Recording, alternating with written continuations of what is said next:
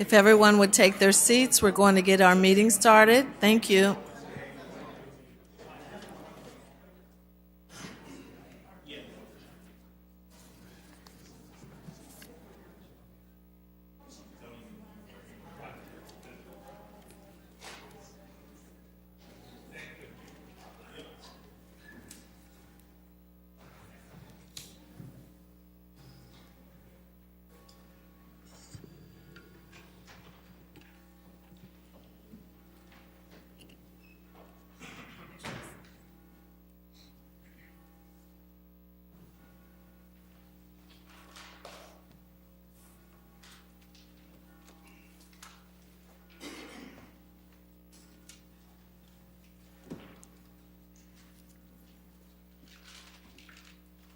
Good evening, everyone. It is 6 o'clock p.m. on Tuesday, November 14th, 2023. I'd like to call the meeting of the Peoria City Council to order.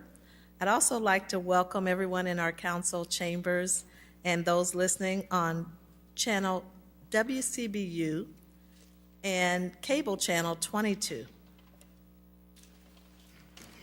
Clerk, council mics are open. Please call the roll. Mayor Ali, Councilmember Allen, Present. Councilmember Sear, Councilmember Graham, Here. Councilmember Jackson, Here. Councilmember Jensen, I'm sorry, I'm like, wrong list. these are old ones. Go. I apologize. Councilmember Jackson, Councilmember Kelly, Here. Councilmember Euler, Councilmember Riggenbach, Councilmember Velpula, and Councilmember Vespa, Gordon Young. Here. and Councilmember Gordon Young. Present. Thank you. We have a quorum present, Madam Mayor. Thank you, Madam Clerk. Please join me, everyone, and stand for a moment of silent prayer or silent reflection, followed by the Pledge of Allegiance.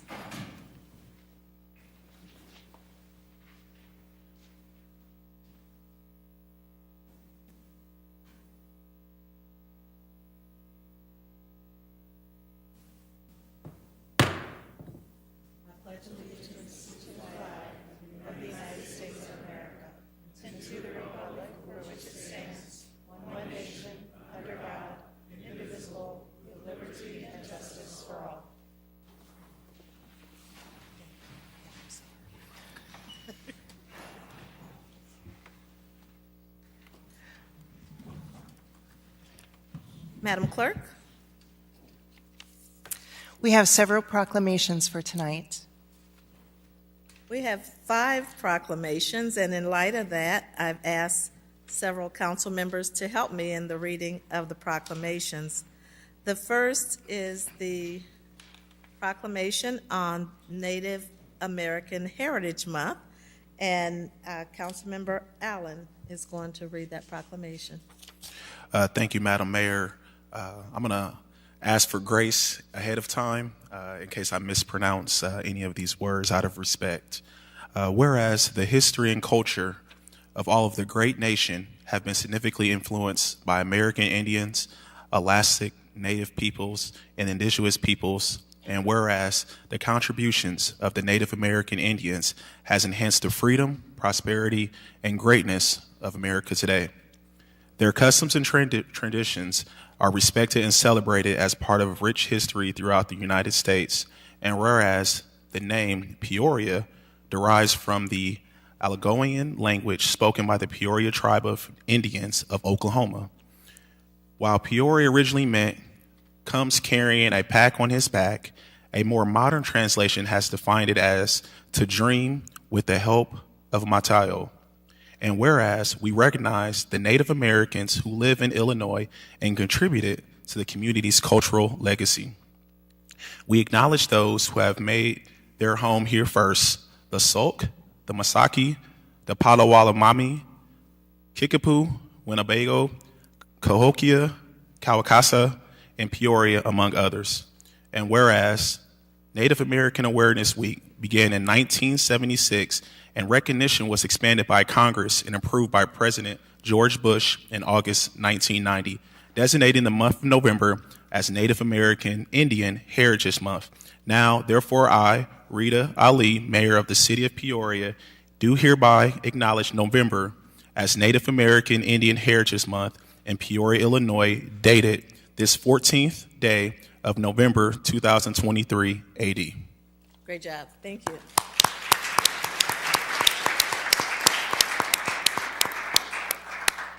Our next proclamation recognizes Diwali Awareness Day. It will be presented by Councilman Velpula.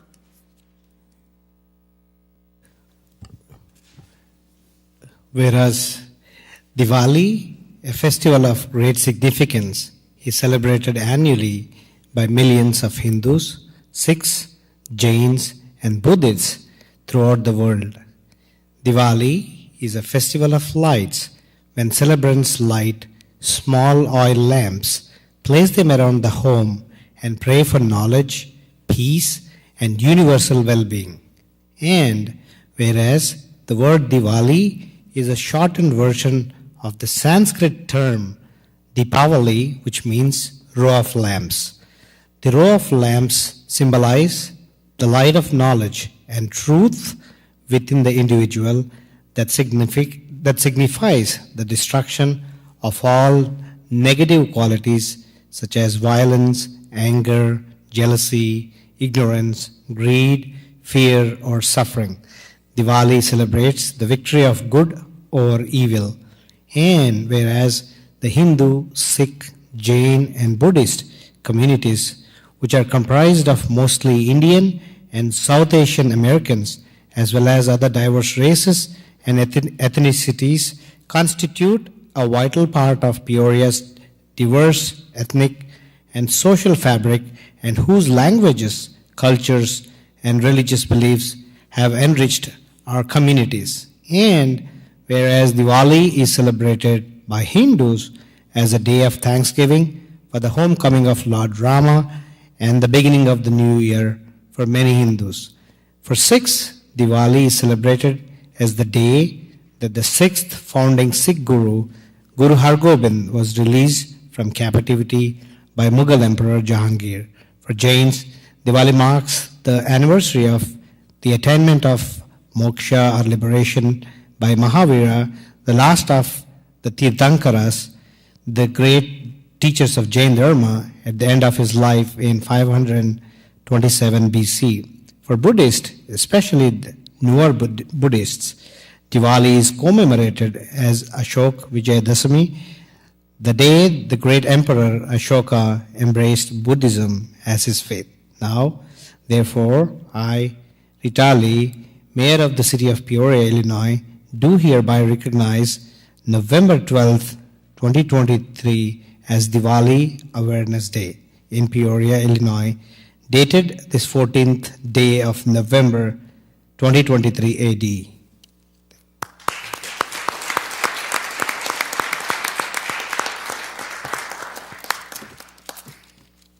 Councilman, we're going to recognize. Yeah, we have Mandar Patekar, and he's here to receive the proclamation, and he does a lot of seva in Peoria, and I let him speak. Thank you, Honorable Mayor and the City Council for this opportunity. First of all, Namaste, which is a Hindu greeting, which means the divinity in me recognizes the divinity in each of you. This week, Hindus are celebrating Diwali, which of course is a festival of lights. Just as a single oil lamp can light millions of other lamps without diminishing its own power, so can the light of wisdom. Each of the 5 days of Diwali celebrates the relationship between brother and sister, husband and wife, the power of women, animal welfare, as well as the victory of good or evil. We Hindus are celebrating Diwali by conducting Seva Diwali, which is a food drive which we have been doing in Peoria for last 17 years. Last year we collected and donated 30,000 pounds of food and non-perishable items which were divided for the Center of Prevention of Abuse, Neighborhood House, and Tribune School. Nationally, last year, we donated 600,000 pounds of food. Finally, I pray that this Diwali light the flame of wisdom in the hearts of all and bring peace, much needed peace, to the world. Thank you. Thank you, sir. Thank you.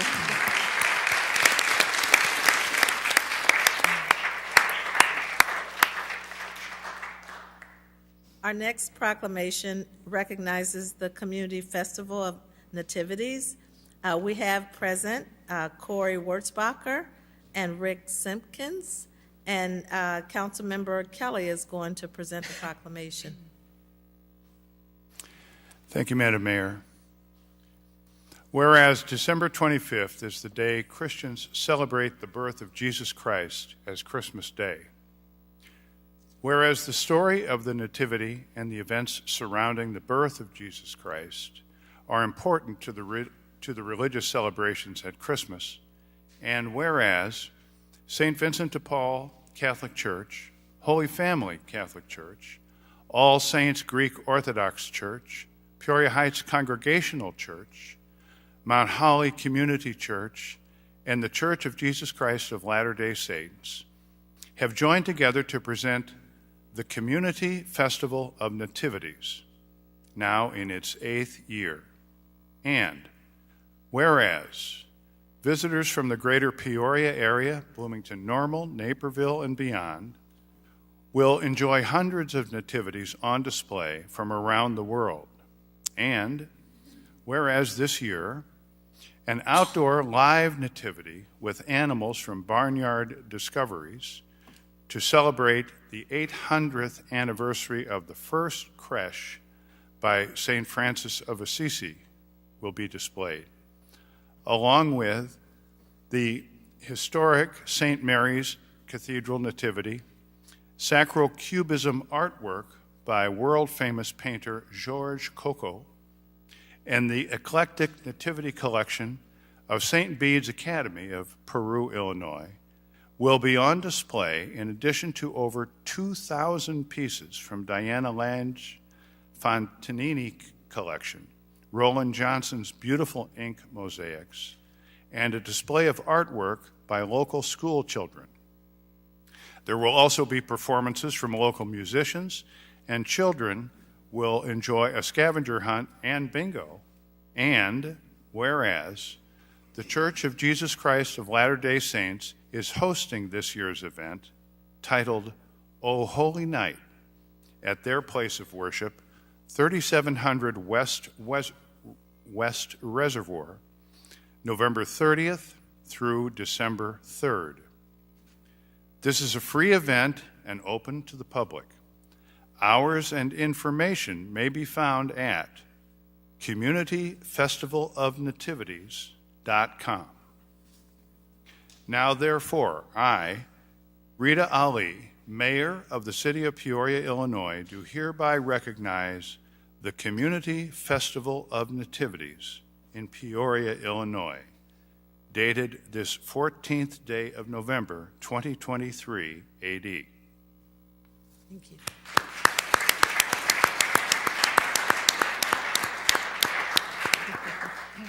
Gentlemen.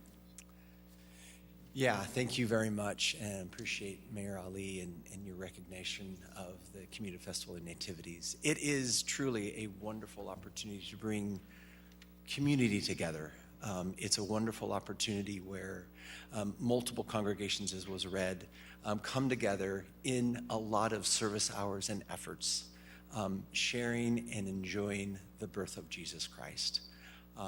We have wonderful opportunity to just enjoy in the wonderful spirit of Christmas, the wonderful teachings of our Lord and Savior Jesus Christ, and in the spirit of just bringing us together. When we do celebrate with multiple congregations in Christianity, but different slightly different beliefs or of the Christian beliefs, what we're showing and emulating is when we come together on a common purpose to uplift and to share and invite people to come and be better, that's really what the Community Festival of Nativities does for the community. And it's going on for 8 years now, and it gets better and better each year. So we just encourage for you to share with your family, your neighbors, your communities, school children, preschools, elderly folks that would love the spirit of Christmas in their life this year. It's a wonderful opportunity. Thank you very much.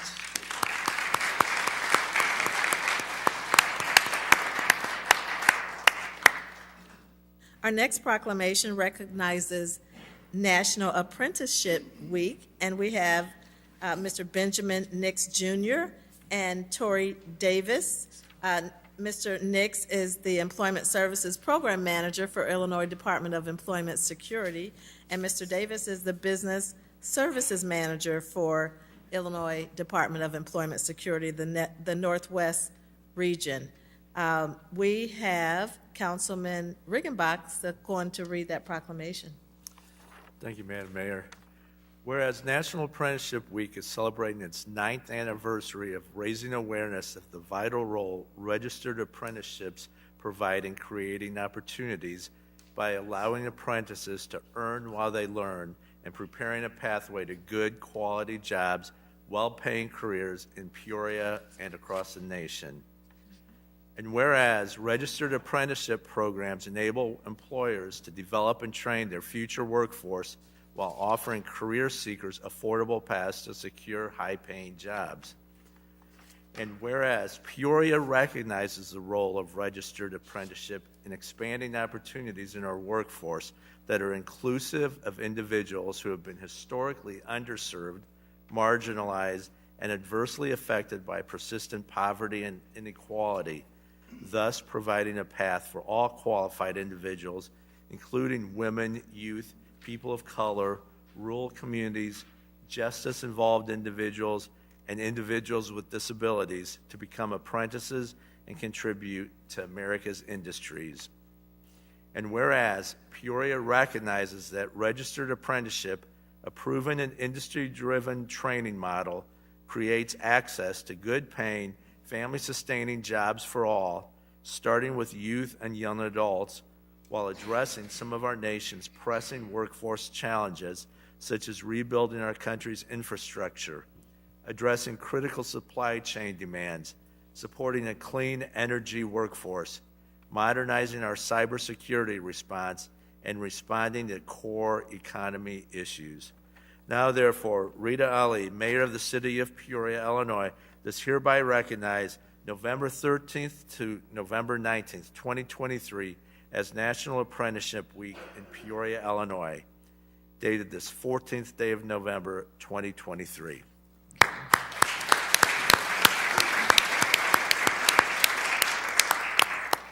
Thank you, Dr. Ali, and to all of you, our city council members. I do want to say that it is important to recognize the jewel that we have here through Illinois Central College of the apprenticeship program that they are spearheading and leading in that innovation and bringing people into a place where they can find training, education, and gainful employment. I do want to give this time to what I would consider an ambassador for the program, a young lady by the name of Kiana Pittman, who is here, and I would like for her to share her story. Good afternoon, everyone. I will start by saying that for me personally, my story is very unique because not only am I an ICC apprentice, I was also a product of the Woodruff CTE program in the industrial field, so that was pretty fun for me. But I do have to say that this apprenticeship kind of gave me a grasp of what it means to be an adult. Straight out of high school, like literally I was 17 years old in a foundry, and I've been there since, and I've grown so much as a person, as a worker, as a student, and as a citizen of this city. And I am proud to say that I was able to do that because of this, this apprenticeship. And I would love for you guys to, if you don't know about apprenticeships, look into it. If you do know about apprenticeships, try and push your children, your grandchildren into it. It is a great opportunity, and we want to see all these kids succeed. Right. So I say, if you have that knowledge of that apprenticeship program, or if you don't have the knowledge, try and learn about it, try and push it, let's strive to get our youth, the youth that we want it to be. Well said, both of you.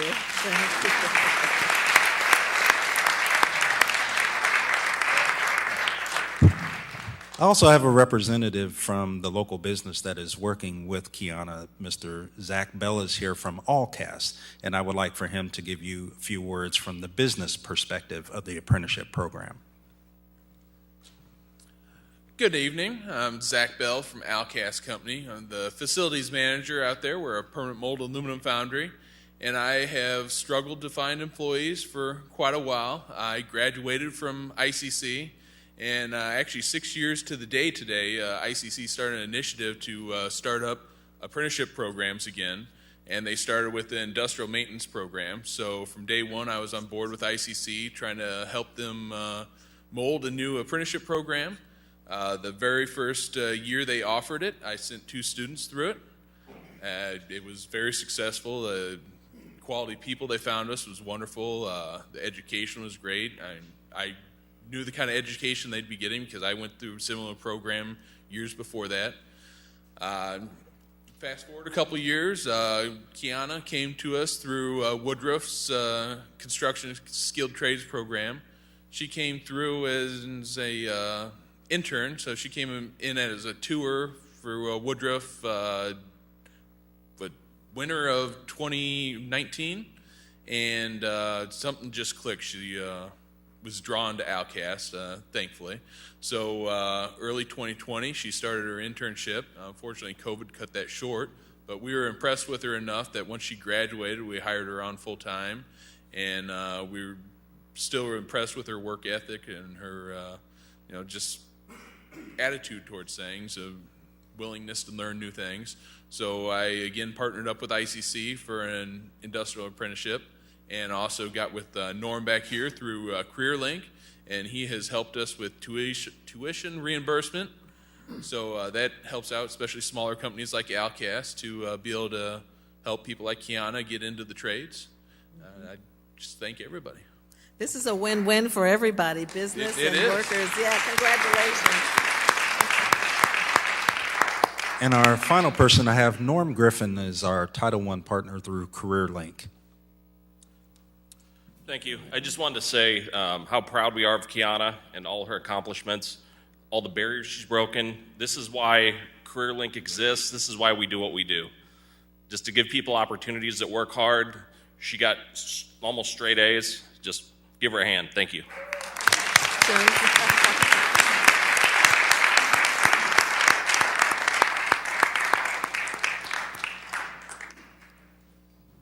Exciting. Our last but not least, our proclamation recognizes our Civic Leadership Academy, and I would ask that Nick Rabula and all the graduates, I think you're going to be graduates right after today. All the graduates, come up to the podium, please.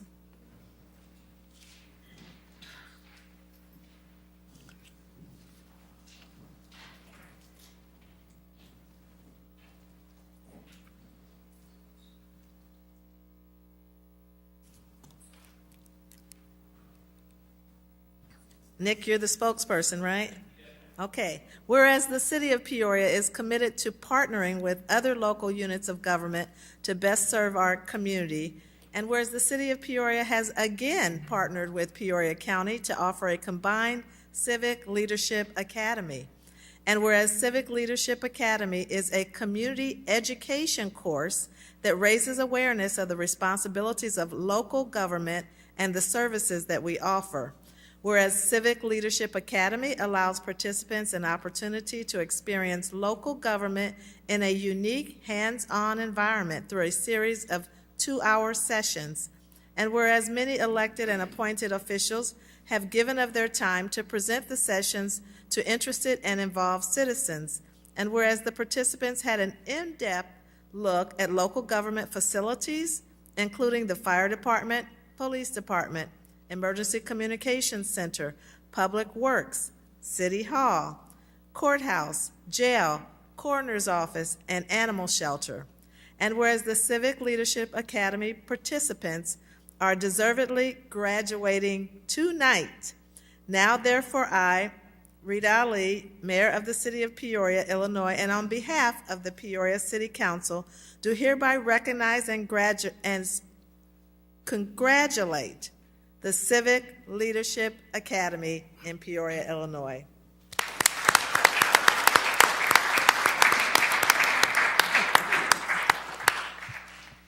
Thank you, everybody. I just wanted to say thank you again. This program would not be possible without City Council, of course. Mayor Ali, I appreciate it.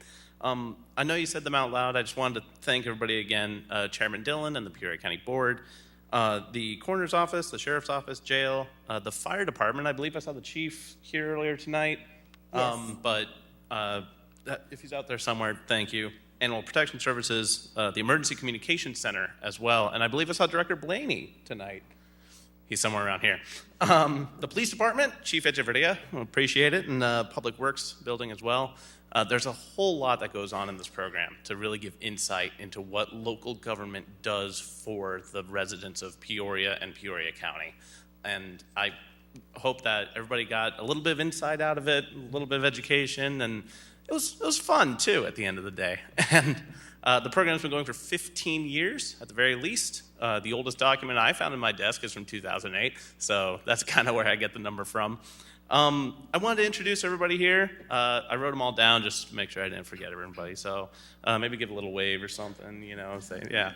Cristel Cruz and Beatriz Frausto, John Plozek, Amy Cusack, Elisa Hefner, Kelsey Wright, Veronica Haskell, Bookie Robertson, Gabriel Guevara, Gavin Hunt, and Kim Green. And there may be some faces you recognize in here, and it's just a great group this year, and I was really happy to be able to host it, and thank you again for hosting us. Fantastic.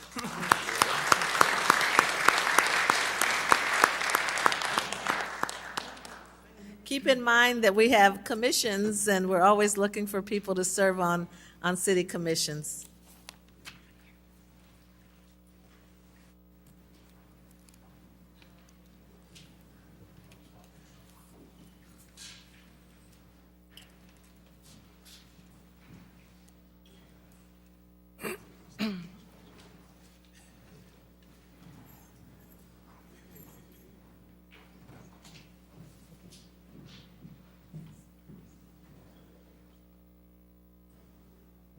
Madam Clerk? We are at the approval of the minutes. Councilmember Riggenbach? Thank you, Madam Mayor. I move to approve the minutes of the special City Council meeting held on October 17th, 2023, the minutes of the regular City Council meeting held on October 24th, 2023, and the minutes of the special City Council meeting held on October 31st, 2023, as printed. Seconded by Councilmember Velpula. Any questions? Councilmember Allen? Thank you, Madam Mayor. Corporation Counsel Hayes, since I did miss the meeting on October 31st, should I abstain, or how should we carry? You're able to vote on approval of the minutes, even if you weren't present. Thank you, sir. Thank you, Madam Mayor. Very good. Yes. Please cast your ballots. Motion passes unanimously. Madam Clerk? We have one public hearing. 23-358 is a public hearing regarding the 2024-2025 biennial budget, and we'll need a motion to open the hearing. Yes. May I get a motion to open? Moved by Councilmember Kelly, seconded by Councilmember Allen. Please cast your ballots. Motion passes unanimously. Is there anyone present that would like to speak regarding the 2024-2025 biennial budget?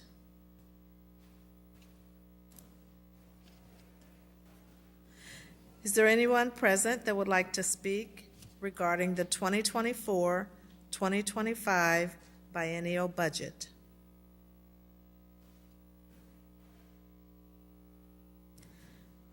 And finally, is there anyone present that would like to speak regarding the 2024-2025 biennial budget?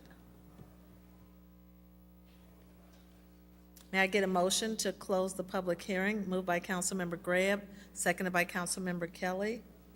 Please cast your ballots.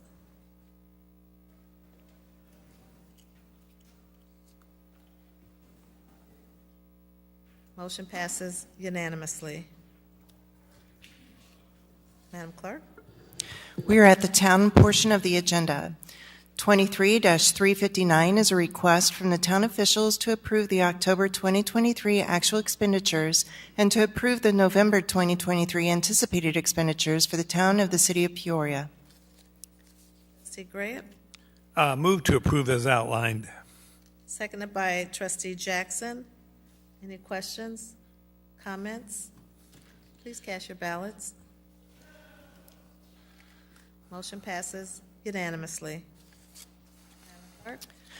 23-360 is a communication from the Town Officials Budget Committee with a request to adopt an ordinance levying and assessing taxes for the fiscal year beginning April 1, 2023, and ending March 31st, 2024, for the General Fund and the Illinois Municipal Retirement Fund of the Town of the City of Peoria, Peoria County, and State of Illinois, in the amount of $333,966.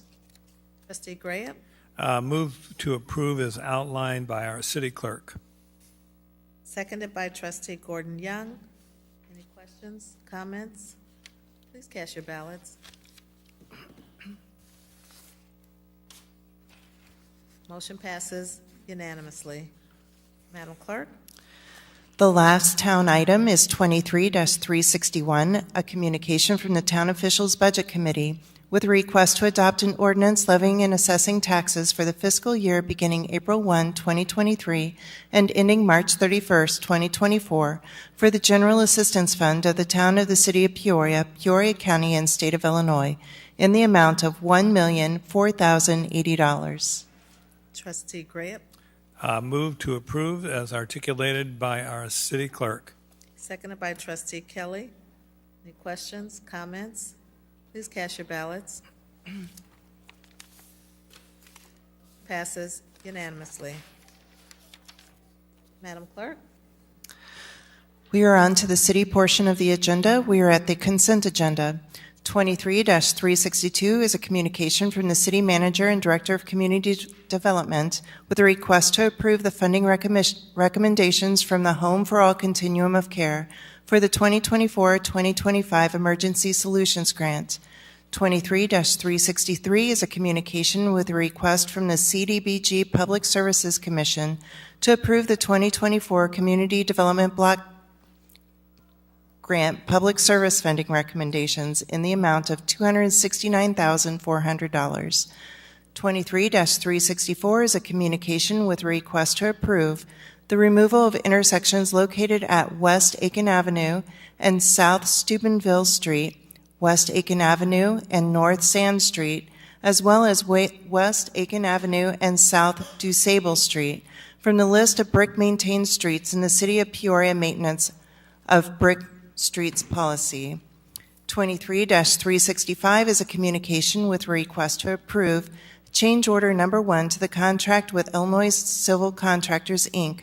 to authorize the final payment of the Combined Sewer Overflow Control Project Year 1 in the amount of $138,036.35.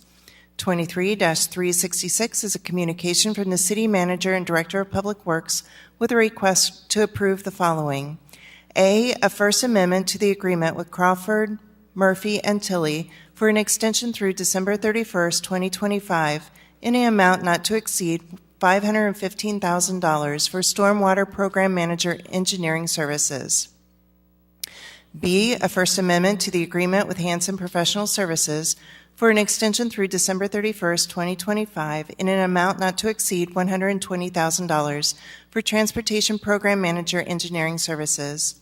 C, a First Amendment to the agreement with Mead and Hunt, Inc., previously Symbiont Science, Engineering and Construction, for an extension through December 31st, 2025, in an amount not to exceed $620,000 for Combined Sewer Program Manager Engineering Services. And D, a First Amendment to the agreement with Millennia Professional Services of Illinois for an extension through December 31st, 2025, in an amount not to exceed $615,000 for Construction Program Manager Engineering Services. 23-367 is a communication with a request to approve a 5-year agreement with Flock Safety, Inc. for 71 license plate reader cameras. 23-368 is a communication with a request to approve an agreement with Axon Enterprise, Inc. for a TASER 10 bundled package, including 11 TASER 10 devices, associated equipment, and extended device warranties. 23-369 is a communication with a request for the following. A, to approve an agreement with the Illinois Department of Transportation for the city's participation in D4 Bridge Washing 2024 in Peoria, Marshall, Mason, and Tazewell counties. And B, approve a funding resolution for the city's cost participation in the D4 Bridge Washing 2024 in the amount of $34,500 plus contingencies.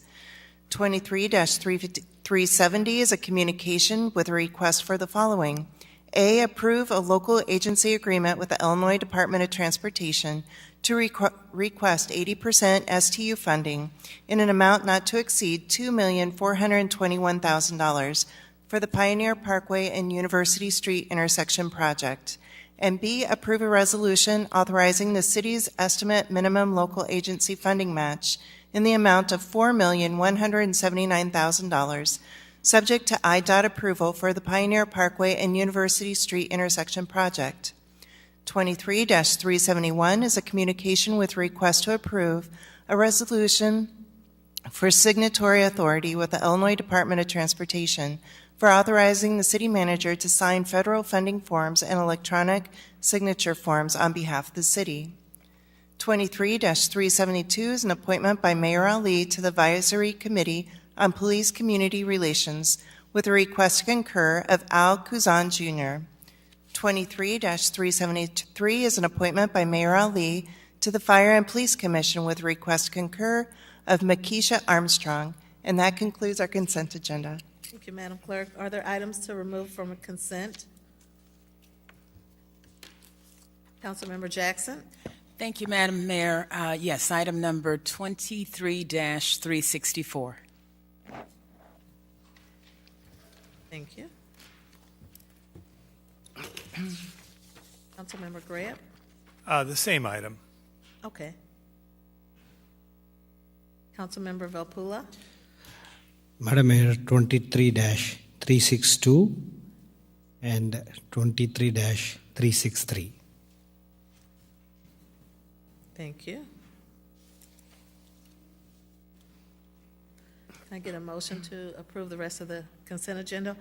Moved by Councilmember Euler, seconded by Councilmember Allen. Thank you. Please cast your ballots. Motion passes unanimously. Madam Clerk? 23-362 is a communication from the City Manager and Director of Community Development with a request to approve the funding recommendations from the Home for All Continuum of Care for the 2024-2025 Emergency Solutions Grants. Councilmember Velpula? Madam Mayor, I serve on the board of Center for Prevention of Abuse, so I'd like to abstain from voting on that. Understood. Can I get a motion by someone else? Moved by Councilmember Euler, seconded by Councilmember Allen. Please cast your ballots. Motion passes with one abstention. Velpula. Madam Clerk? 23-363 is a communication from the City Manager and Director of Community Development with a request from the CDBG Public Services Commission to approve the 2024 Community Development Block Grant Public Service Funding recommendations in the amount of $269,400. Councilmember Valpula. Thank you, Madam Mayor. Again, I work at College of Medicine at Peoria, and I also serve on the Board of Center for Prevention of Abuse. So I would like to abstain from voting. Understood. Thank you. May I Thank have you. a motion to approve? Moved by Councilmember Kelly, seconded by Councilmember Riggenbach. Please cast your ballots. Passes with one abstention. Valpula. Madam Clerk. 23-364 is a communication from the City Manager and Director of Public Works with a request to approve the removal of intersections located at West Aiken Avenue and South Steubenville Street, West Aiken Avenue and North Sand Street, as well as West Aiken Avenue and South DuSable Street from the list of brick-maintained streets in the City of Peoria Maintenance of Brick Streets policy. Councilmember Jackson. Thank you, Madam Mayor. First of all, I just want to begin by thanking the Public Works Department for finally looking to repair what has been a longstanding problem. But I do have some questions with regards to our red brick paved streets. First of all, I live on a street that has the red bricks, and I must say, despite the age, I believe they're an asset for our community. An asset that has held up very well in many, many places. And as we look towards redevelopment, I think in the interest of continuity, and if I'm not mistaken, these areas we're talking about repairing are not substantially large areas. And given the durability of some of these streets to continue to, be maintained and uphold the weather, I was just kind of wondering why we have not chosen to replace these small areas with red bricks in the interest of continuity as we look to redevelop some of these areas. One in particular, Adrian Hinton, is not too far from Allen Academy, and most of that entire roadway is still intact with the exception of the interstate area down where they're talking about repairing. And it's not a very large area, Mayor, but I'm just thinking, and I did look over the background information talking about the cost, but I've often wondered, we've torn down McKinley. We've got bricks all over the place. I always look at opportunities for repurposing, and I believe these areas would serve well if we could find some way to repurpose, reuse some of those bricks, and maintain the old character of those streets, which I believe are a wonderful asset to our older communities. So I would love to see, and I appreciate the fact they're fixing it, because the intersection is terrible on Aiken, where in the middle where it intersects with, I can't remember, I want to say, I can't remember. Yeah. But if we could find a way to repurpose some of these bricks that we have, as you know, we had thousands of bricks that were demolished when McKinley was torn down. So if there's some way we could find to repurpose and just for the sake of maintaining this wonderful old asset within our older communities, I think it would serve us well, especially as we look towards the future, towards redevelopment and at some point putting new homes in those areas. So if there's some way we could find a way to repurpose those bricks, Director Powers, and I can't imagine the cost would be that expensive. We're not talking about huge areas. And in these areas, most of the roadways are still intact, with the exception of those areas where, there are bumps and things of that nature. Director Powers? Madam Mayor, Council, Mr. Manager. Actually, Councilman, that's the intent of the Brick Street list, is to protect those streets for a historic, in that kind of state. That's the whole idea. That in and of itself, as was pointed out today, is somewhat dated. Actually, the manager pointed out, I think it was crafted in 1988. A lot of things have happened since 1988 relative to even how we can lay brick. So it's not as expensive as it used to be. It used to be most people were discounting brick streets just because it was very labor intensive, because they had to be done by hand. Now they actually have equipment that can lay brick.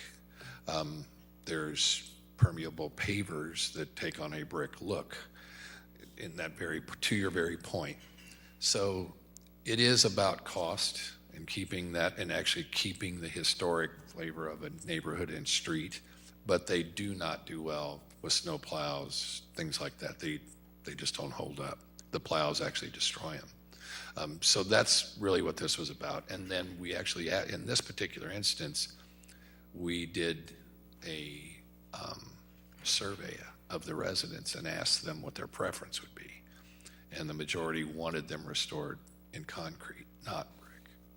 So that's the reason we're actually doing this, is because, and that's why we're asking for them to be removed from the list, is because the survey showed the majority of the residents wanted it restored in concrete, and none of them voted to keep the brick. So that's why we are at this point, on this particular point. But I agree with you about maintaining brick streets, hence that's the whole idea of the Brick Street list. There were not a lot of respondents. 42 surveys were distributed, and I venture to say there's not as many homes in that area as there have been. And I know there was some question about whether or not the residents were not able to pay for that, and I get that. But when we're talking about a community, Director Powers, that is probably, as we all know, one of the most impoverished, among the most impoverished in the country, people cannot afford to pay out of their pockets, unlike residents who might live in the north part of the city. So, I have to say, in all due respect, I don't think we should expect people in that particular area to have to come out of their pocket because they cannot afford to. We're talking about 61605, and I'm sure, sir, maybe these decisions were probably made with that thought in mind. I cannot afford to do this. So I'm just looking at the overall aesthetics of the neighborhood. When you look at streets that are primarily Aiken up and down from top to bottom is all brick. And so I'm just saying, in the interest of continuity, the character of the neighborhood, I don't think these people made a decision based on their ability to pay, because most of them probably cannot afford to pay. So I just think most people would appreciate maintaining the look of the community based on how most of those streets in that area have been built. So I would hate to see this project go forward. We have streets in areas, especially on these bricked roads. It would be different if it were an asphalt road, but when you do something like that on a red brick road, it just takes away from the overall aesthetics and the beauty and the character. And I would just hate to see that happen, given the fact that I think we've got a couple of streets. I mean, we've got some older neighborhoods up in Manor Parkway where they've chosen to put the pavers. But what I'm saying, sir, is we have bricks that could probably be repurposed, and I'd be, even willing to go so far as to say if they can't afford to pay it, maybe we could look at whether or not there might be TIF funds available to help defer the cost. I would just hate to see those roads destroyed like that, taking away from the aesthetics and the character. You know, and I've been kind of watching. I say that because I love the bricks on my street. I've watched some of the road repair projects in some areas. Like I said, it would be different if it were asphalt, but we're talking about red paved, and we're not talking about large areas, Director Powers. They're not very big areas. I'm not disagreeing with you, Councilwoman. I don't disagree. The decisions were made based on cost, and brick streets do not hold up to modern equipment like plows. They do settle. It's no more than a monetary decision. There was no decision beyond that other than what we asked the neighbors through the survey. That was the only determining factors. I don't think plowing is going to have a terrible effect. We're talking about a small area. The city still has to come and plow the entire streets of those areas. And we're talking about just a small area, Mayor. We're not talking about so to me that's not a factor because plows do. Oh, I get it. That's why What I'm saying, the sir, plows damage the road. It's not damaging the plow. The snow plow damages the brick streets, is my point. Okay. Woman, I grew up on a brick street, 1208 West Johnson Street, and when the bricks were intact, they looked beautiful. They have character. They had character.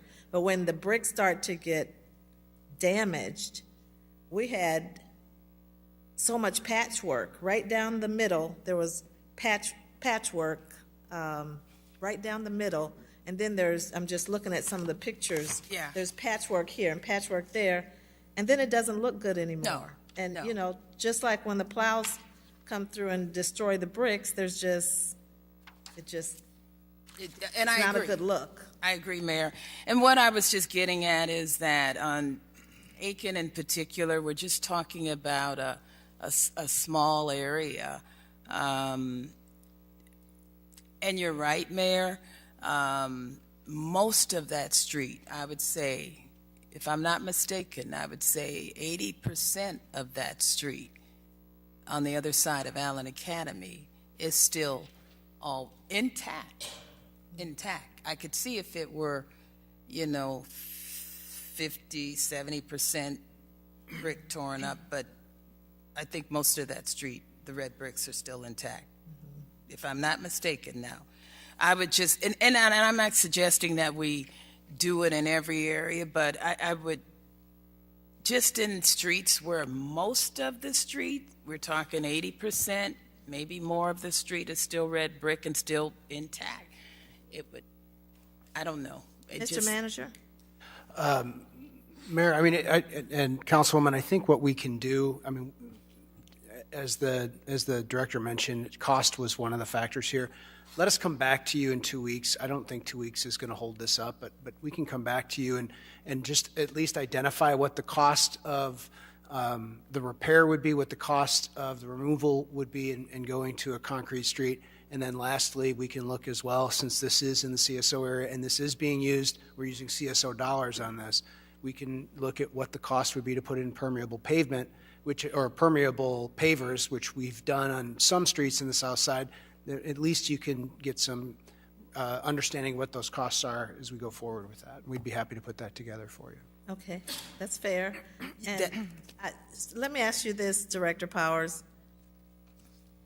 How are the brick streets on snow? Just because when I grew up on the brick streets, we slid up and down. They were very slippery in terms of drivability. So you're correct. You would think that they're permeable. They are not, because of years of sitting there. It's compacted. It's not, the base is not what we are seeing with permeable pavers. They actually collect ice in the cracks, and they are very slick. And again, they're not permeable. They're red clay. So they hold the water on the surface of the street and it freezes. And again, then the plows further damage the bricks. As you've seen, most of them are rounded off, or we pull them up, and then we can only replace them by hand because it's piecework, or they end up filled as a pothole just to be expedient. But they do not do well with the winter. Hence, that's why they've gone away from them. And then the overall cost of maintaining a brick street. Okay. Do you want to move to defer for 2 weeks? Yes, yes, I would like to. Yeah, if we could do that. And I think for the folks who've lived here all these years, this is the Midwest. And if we haven't learned how to drive by now, help us. Yes, That I would like motion to. is seconded by Councilmember Greb. Oh, no. I thought you raised your hand to second. Oh, okay, all righty. Can you turn your light on? Thank you, Madam Mayor. Councilmember Greb, turn your light on, please. Seconded by Councilmember Kelly. Councilmember Greb? Yes, I thought my light was on. This is not an accurate memo. The idea that we have a policy going back to April 5th, 1988, governing brick streets is flawed. It's not true. We had a council under manager Michael D. McKnight and Stephen Van Winkle, Public Works Director, that decided that we were no longer going to ruin the look of brick streets by doing what the mayor just described, throwing down asphalt to repair an otherwise very nice-looking, attractive brick street. And I remember the discussion that night. And what was in the crosshairs then, Councilman Riggenbach, were those brick streets in the East Bluff. We have brick streets all over this city, and I do not think the first district should be treated any differently than any other district. And the idea that we would ask people on the south side to pay for something when we weren't asking the people on the East Bluff to maintain those beautiful red brick streets.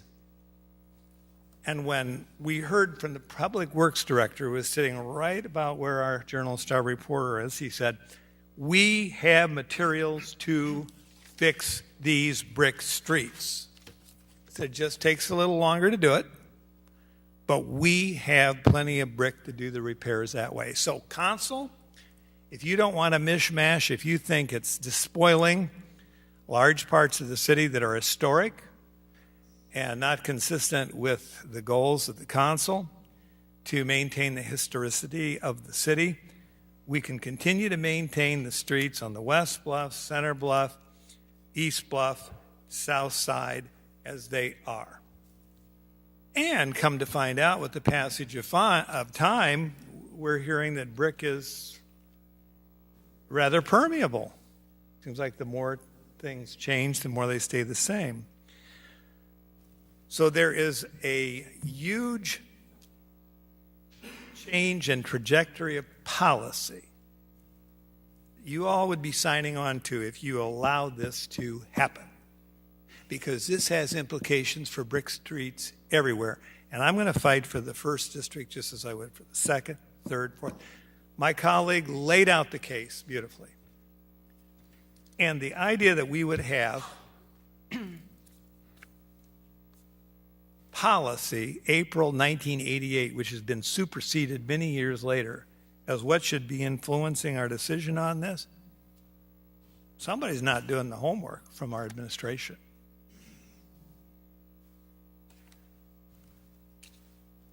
And yes, nobody wants to see asphalt thrown down. We could do that all over town where we have red brick streets. That's what we were trying to stop when we had this discussion under Michael McKnight's regime with Steve Van Winkle as Public Works Director. And that's been official policy since. It has been our policy since that we maintain the brick streets. Don't let them do that to you. Thank you. You're welcome. Councilmember Kelly? Thank you, Madam Mayor. I'd just like to remind everybody that the motion on the floor is to defer, and that's what we're discussing. I have plenty of wonderful things to say about this, but it doesn't have to do with the deferral. That's what is under discussion now, and I plan on saying some things at new business about this, but right now we're supposed to be discussing the deferral, not the original motion. Thank you, Madam Mayor. You're welcome. Councilmember Grant? You've done this before, Councilman Kelly. You can discuss what is pertinent to a deferral, especially when information is to be brought back. It would be totally inappropriate not to, after a motion to defer is made, not to bring to the attention of this body additional information that the administration should be aware of, and it should be so publicly stated. I've heard this over and over again. It's not accurate. When there's additional information that needs to be brought, we can talk about a motion to defer. And wouldn't it be a shame if we didn't have that ability to do so?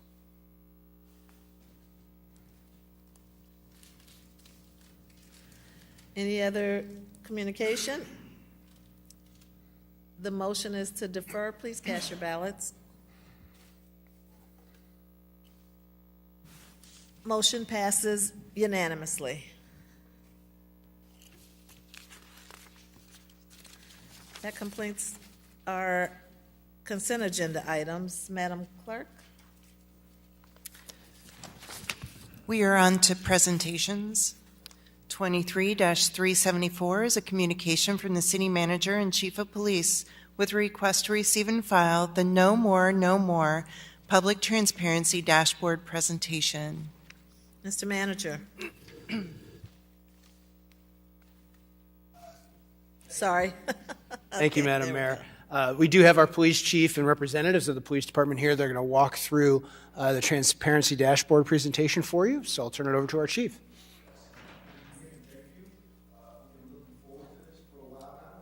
July of 2021, when I was going through my interview process with everybody was part of that, we talked about the transparency dashboard, and I wanted to bring that to fruition, and due to the talent of Jacob Mushan and Jason Biller, our city GIS manager, we have gotten a lot of movement on this, and we're going to present that. But before we present that, I'd really love for our chaplain, Linda Butler, to step up. She gave me a letter the other day, referenced this, and I thought it'd be appropriate if she could read this to you guys and just kind of share where kind of the name of No More came from and how we kind of arrived to this moment today.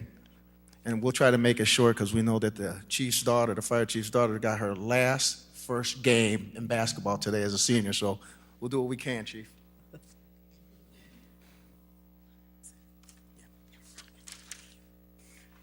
Good evening, everyone, and I am going to take the opportunity before I begin to say that I live on a brick street, so I will be following that issue.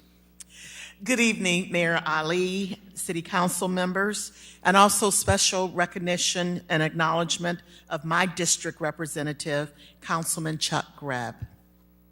I am Pastor Linda Butler, a volunteer chaplain with the Peoria Police Department since November 2021. A year ago, my then 96-year-old mother, Estella Jackson, asked me about community awareness of Black boys and men dying and killing each other. After over 75 years of living in Peoria, she spoke with great disappointment and desperation. She said there was a time in this community where Black families, churches, and leaders would not have tolerated such behavior. She was referring to our ethnic group being responsible for closely 100% of the shootings. That evening, during a lengthy conversation, she kept asking me questions about how the issue could be addressed. For the next couple of weeks, her questions played over and over in my mind. A sense of urgency grew within me. Of course, as a pastor, I expected a God response, and it came with 4 phrases: know the data, share the data, own the data, and change the data. Each phrase connecting a pathway to a change in community safety. After a few months of talking with Chief Echeverria and Mary Peterson, Community Relations Crime Prevention Manager, those 4 phrases were condensed to no more, which is an empowerment phrase with action resulting from knowledge, value of community, and the use of resources which can produce a change in the data of shootings and deaths that have been highlighted in Peoria since 2021. No more offers hope and future prosperity to our youth, young adults, and their families. I am grateful for a mother, soon to be 98, who remembers her care of community 50 years ago, and she continues to want the best for Peoria. This issue of gun violence in Peoria needs to no longer be discussed behind closed doors, but open discussion for all to hear. No more, so there will be no more. I am my mother's voice and passion in seeking a change, and I am excited that the rest of Peoria can join us. Thank you, Pastor Butler.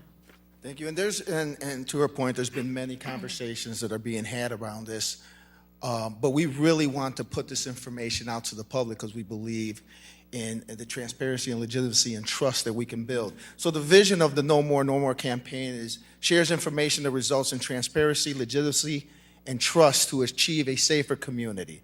The mission is to empower our community through transparent and honest communication to change lives and reduce crime. We are committed to working with our stakeholders to build trust and create a safer Peoria. And our purpose, this campaign strives to build trust, peace, unity, and partnership throughout Peoria.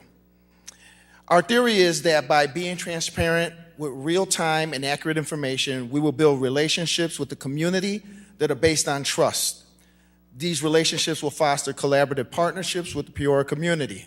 The desired outcome is for residents to feel a sense of responsibility to share information, resulting in a reduction in crime in Peoria. No More will become or is a tab now on our new Peoria Police Department Transparency Dashboard, which will be released right after the City Council tonight. And I'll let Jacob Mouchon talk about that. The Transparency Dashboard will be key to the No More campaign, and it will go live immediately after this presentation. Community policing involves 3 key elements: developing community partnerships, engaging in problem solving, and implementing community policing organizational features.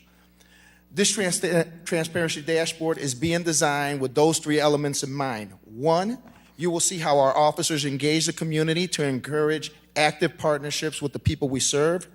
2, how we use the data to proactively identify problems, develop innovative responses, and evaluate the results. 3, how the use of technology will provide access to accurate community information to enhance two-way communication that supports community policing partnerships and problem-solving efforts. The Transparency Dashboard is a one-stop view for residents to see information about crime, statistics, events, and resources. This dashboard will report on items including shots fired, shootings, homicides, motor vehicle theft, and more. Also, events and activities hosted by or in collaboration with the Peoria Police Department will be posted here as well. And so we want this to, at some point, our calendar that's in there will act as a funnel for all our other agencies that we partner with to have their events and have a place for our community to go and find, okay, this is what's occurring on this day at a one-stop shop. With that, I'm going to pass it off to Jacob Mouchon. Thank you, Chief. Madam Mayor, members of council, as the Chief said, my name is Jacob Mushan. I'm the crime analyst for the Peoria Police Department, and at the direction of the Chief, started building this dashboard several months ago, and it has taken some time. So with that being said, as we go through this, there's actually an area for you to take a survey, not just you, but anybody. And we really ask that members of the council and the community to please fill out that survey. If there's something you want in the dashboard that's not there and we can do it, we'll get it there. If there's something you don't like and it's not user-friendly, we'll do our best to adjust it.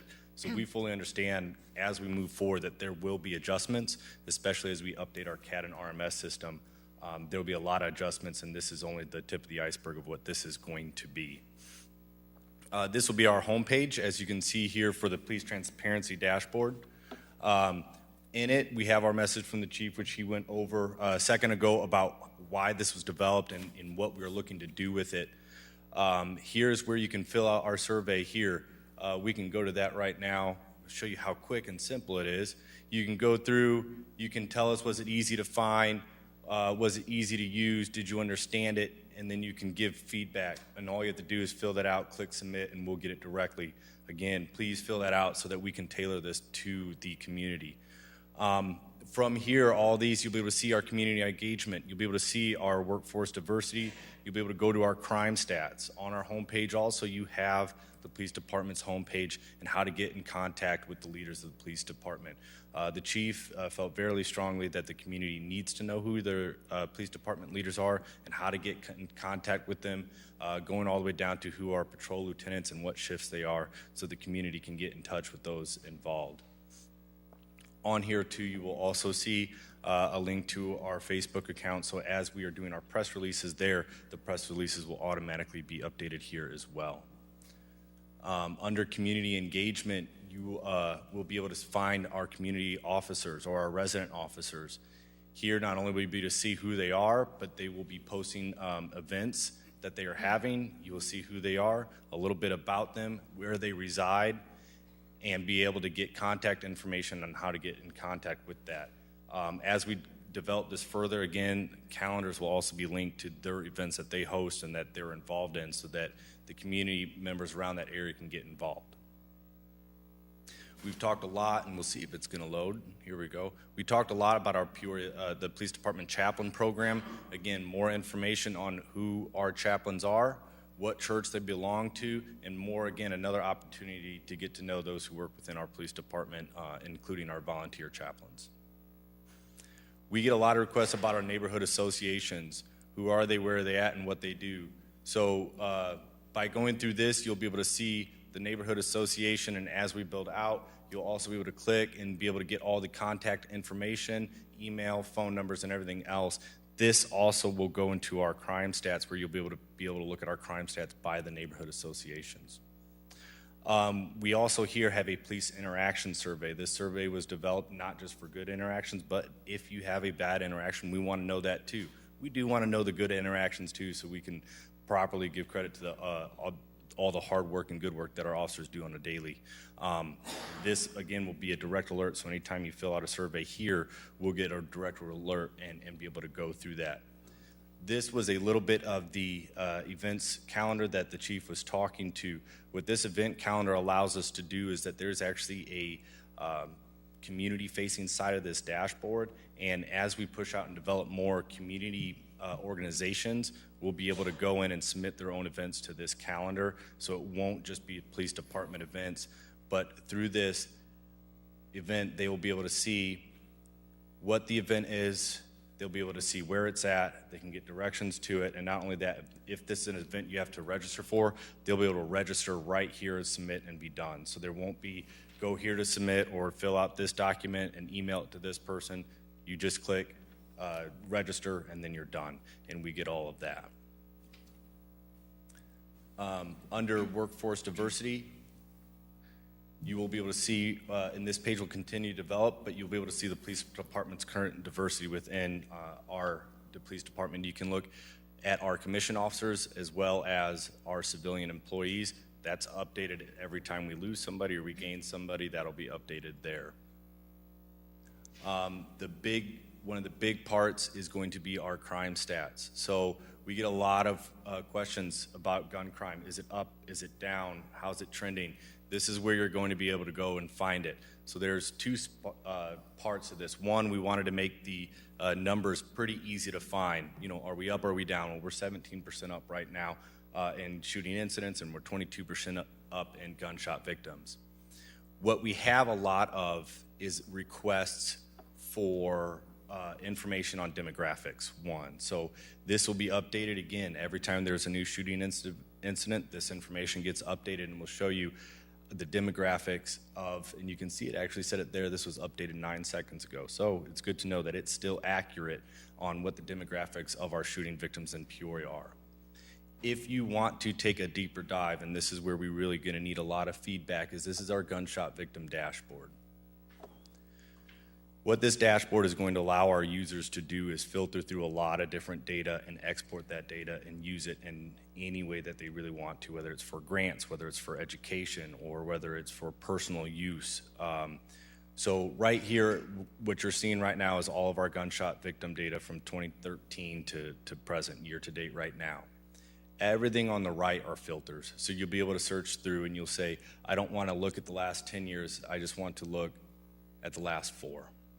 So now you just have the last 4 years. And then you want to look at maybe a specific race and say just African American. And then you say you want to look at a specific gender and say just African American males. So all of this is up to the user on what they want to look through and how they can get that data. We have our charts here looking at year, month, and day of week. Everything expands so it's easy to see and easy to use. All of this data can be exported, and then we can reset everything as well so that we don't have, and we can go back to the beginning, because what we really want when we say giving ownership back to the community, if you want to look at a certain, maybe your address, you can type in your address down here and get up to 2,500 feet, which is a half-mile radius of your house.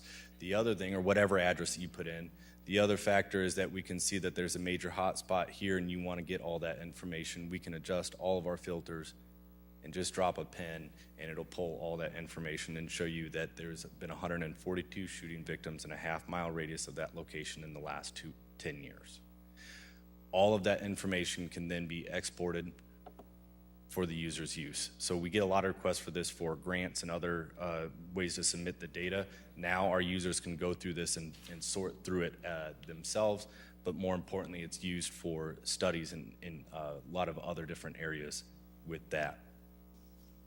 Under that as well, we have a shot spotter alerts dashboard. So this will be updated every single morning, looking at how many shot spotter alerts we've had this year, year to date, this month compared to last month.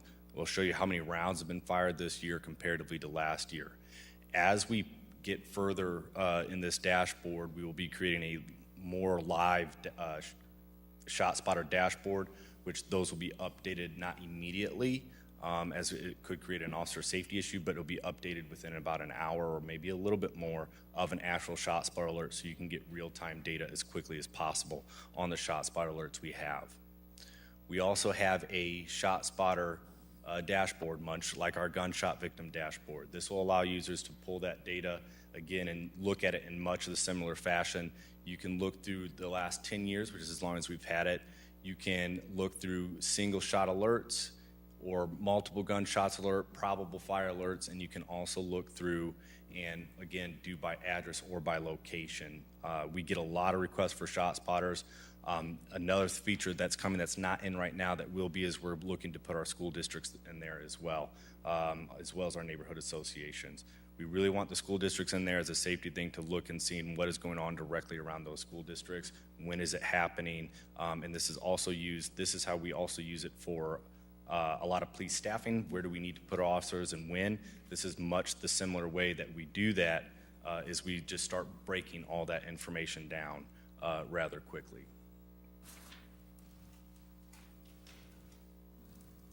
On this dashboard as well will be, this is one of the areas where we talked about that we're updating still.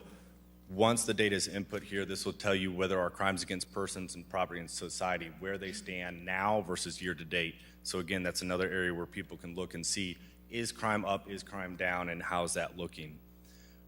What is available right now, too, is our public crime map. So this will be updated every day, and it holds 30 days of data for the last 30 days. And this will allow users to look at arsons or any other one of these contributing factors again, and also set their own different filters, much the same way as we showed you in the last 2 dashboards as well, that all of this can then be exported as well. So we're not just looking at gun crime, we're looking at every other crime here. So right now the city has crime mapping, and we're slowly developing this to be our one-stop shop for all our crime data and crime information.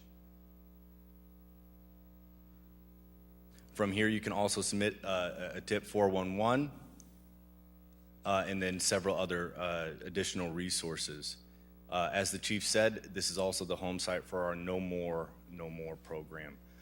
This will be our umbrella for getting all of our information out, how to get the community involved, and where to go to find that information. Under our upcoming events, this is much like our calendar, but this is where we really want to get everybody in the community involved and make this so that everybody can really see what's going on, instead of saying, I need to go to this website or I need to go to this website. If we can get the community involved, all go here, there's no more of that, so now everybody can be on the same page and work together more coherently. With that, that is all I have on it. Yeah, so just before you have any questions, because I'm sure there's some questions, this is a work in progress. We got the bulk of it, but we know there's going to be more things that will come up. There's going to be things that council members, maybe the mayor or the city manager would want to see on here. Please take a look at this. If there's something else that intrigues you and we are able to get it on there, we will. We have some other things that we will further down the road we'll put on there. And some of our internal affairs things that we have at the agency, we'll at some point have some of that on there. But we really wanted to get this information out sooner than later.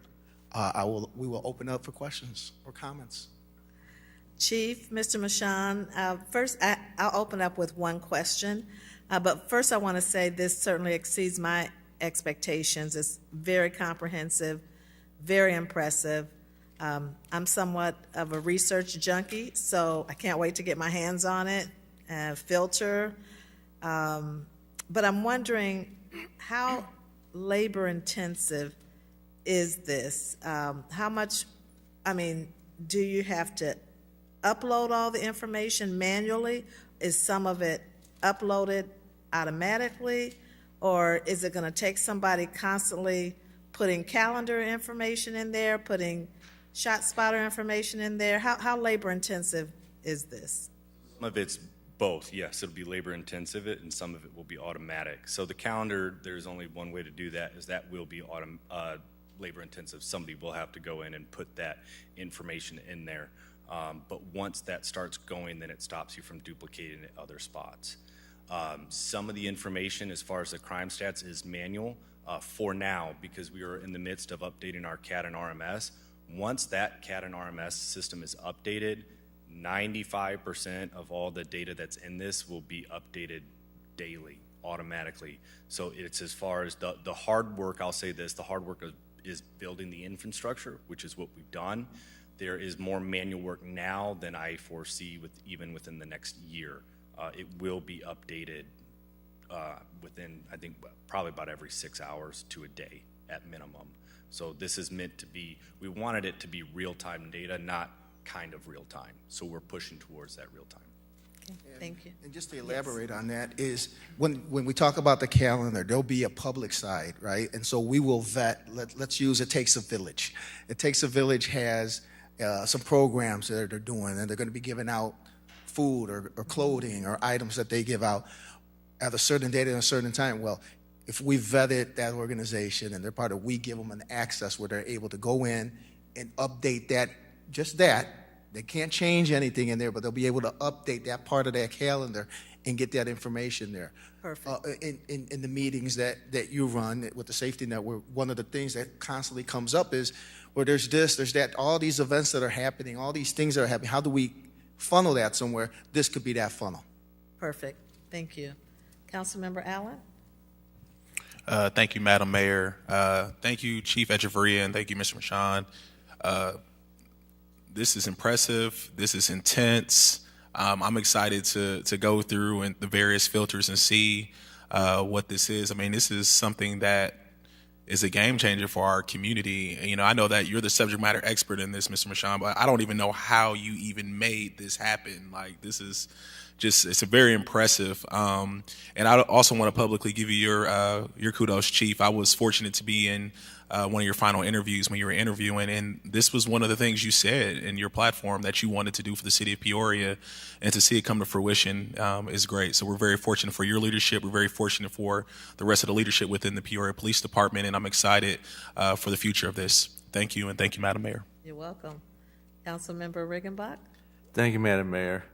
I can only echo the remarks thus far. I mean, what an amazing tool. And Mr. Mushan will remember you when you were presented on ShotSpotter a couple months ago with the detail and the clarity which you made a complicated presentation. So thank you for your continued work on this. And as far as the user-friendly ability of this, I'll test it and let you know, okay? So, but I am interested again and think the updating that you just referenced to the mayor's point is going to be critical, because if this is data from last week or something, people are going to just kind of slough it off. So having that update is critical, and the events calendar, I really am excited about that, because that's something some of us has talked about for a long time. People always talk about the things that our nonprofits and organizations are doing, but nobody knows where to find it anymore,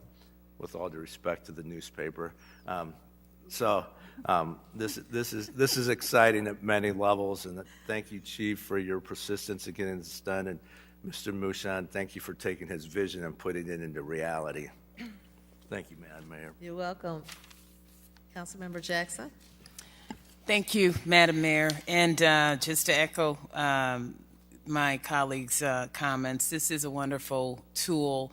I just had two questions. One was, well, how do you hope to market this and to who? I'm just thinking of some of the neighborhood associations that are very active. And secondly, information about crime-fighting activities. Oftentimes people have questions about what's going on or nothing's happening. Is that the kind of information the public could expect to find on something like this or not? Or is it too, are the crime-fighting activities? I guess I need a little bit more understanding what you mean by that. People ask about things like, well, the cure-all or the, what's being done. You hear questions like that.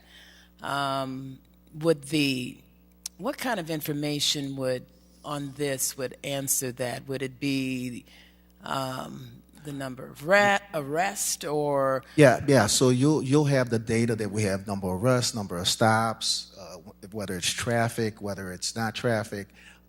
You'll have that. I don't know if you'll necessarily have what we're doing in the moment, like step by right. Mm-hmm. But yeah, you'll have that. And second to how we marketing this, I think Mary's here, but I'm pretty sure we've already started. There's some billboards out there already. We have some billboards. There's going to be signs on buses, posters, flyers, QR code, videos, etc. And we've had this all budgeted through Jenny and her magnificent grants that she's able to get us. So we're able to do all that. Thank you. Thank you, Madam Mayor. You're welcome. Councilmember Kelly? Thank you, Madam Mayor.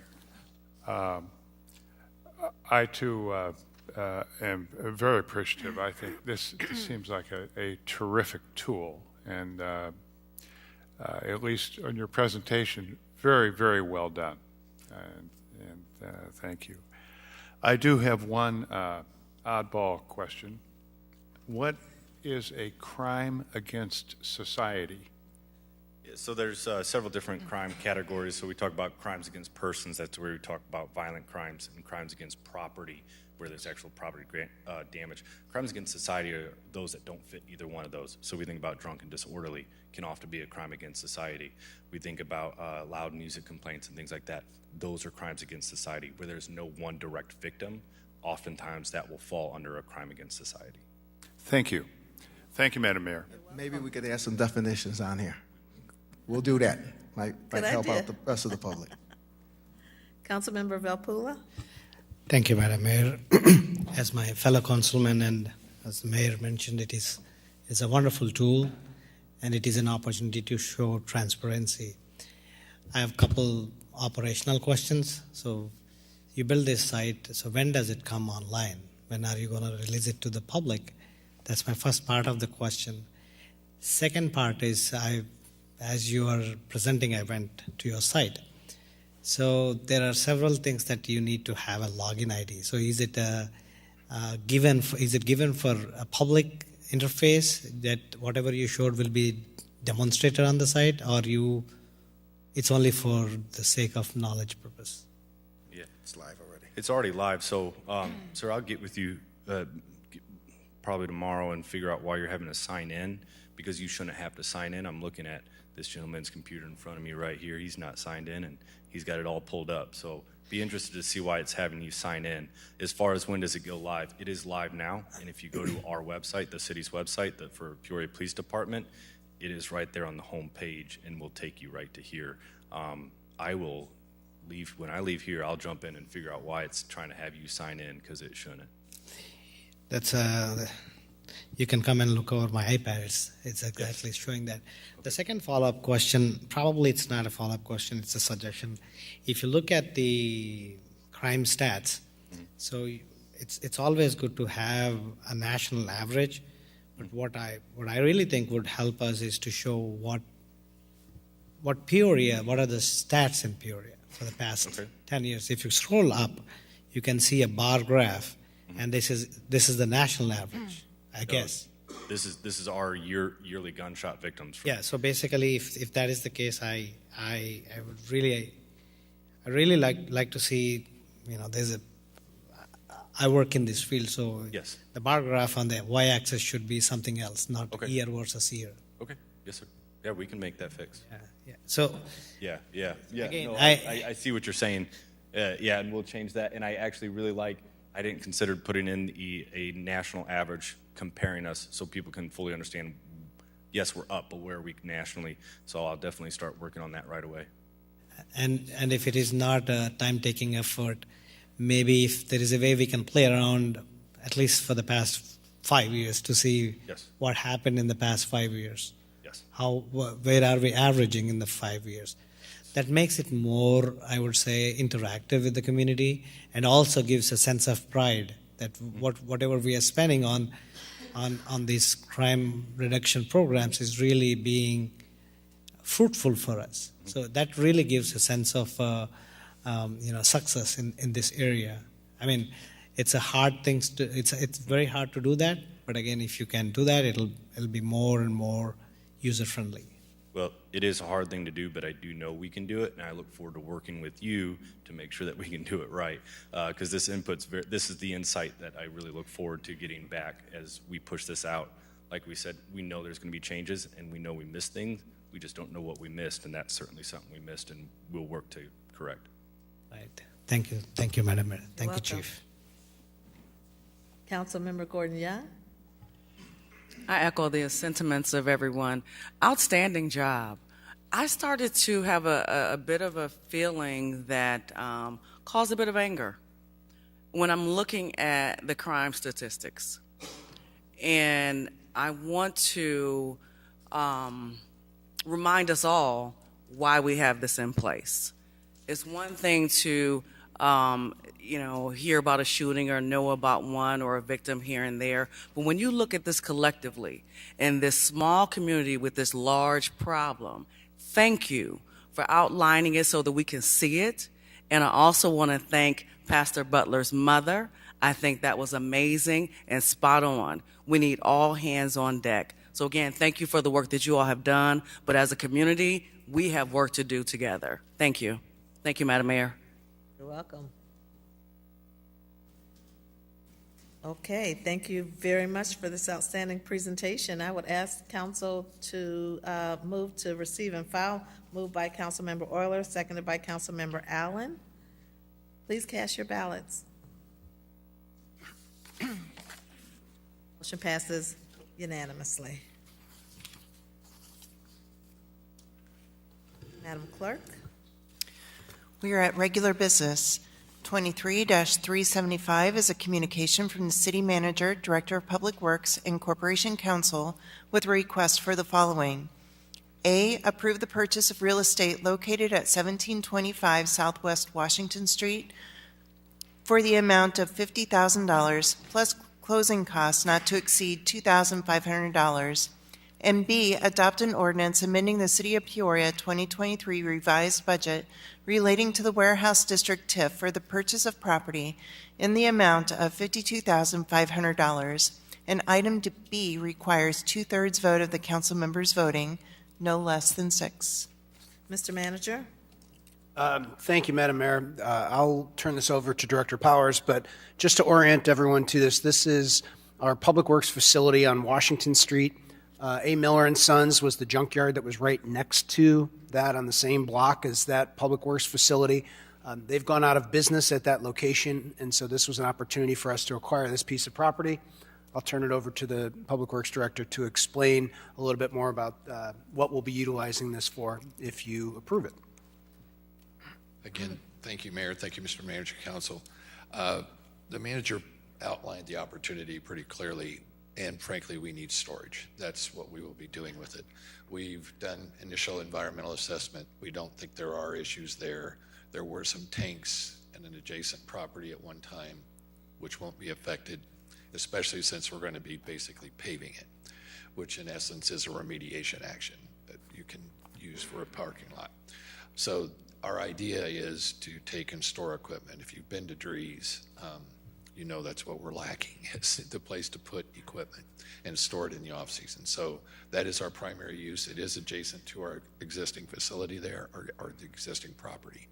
And that is our purpose. So really the only improvement we'd be doing would be in-house and do paving. Corporate Counsel Hayes? Thank you, Madam Mayor. I'd just like to point out on the budget amendments on tonight's agenda to require 7 affirmative votes. Thank you. Okay, thank you. Any questions for Director Powers? Can I get a motion? Moved by Councilmember Euler, seconded by Councilmember Valpula. Any discussion? Please cast your ballots. Motion passes unanimously. Okay, put your seatbelts on, everybody. We got 9 more regular agenda items. Okay, Madam Clerk, Counsel Hayes. That'll require a vote on the separate items, both A and B. Oh, I'm sorry, that was for A. I'm sorry, Councilmember Euler. Okay. Seconded by Councilmember Allen. Please cast your ballots. Passes unanimously. Thank you for catching that. Madam Clerk? 23-376 is a communication from the City Manager and Chief of Police with a request for the following. A, accept the fiscal year 2023 Edward Byrne Memorial Justice Assistance Grant from the Bureau of Justice Assistance of the Department of Justice in the amount of $91,915. B, adopt an ordinance amending the City of Peoria 2023 revised budget relating to the general fund to recognize the receipt of grant funding from the Bureau of Justice Assistance, providing the fiscal year 2023 Edward Byrne Memorial Justice Assistance Grant in the amount of $91,915. And item B requires 2/3 vote of council members voting, no less than 6 votes. C, approve and authorize the city manager to execute an intergovernmental agreement between the City of Peoria and the County of Peoria under the fiscal year 2023 Edward Byrne Memorial Justice Assistance Grant in the amount of $36,766.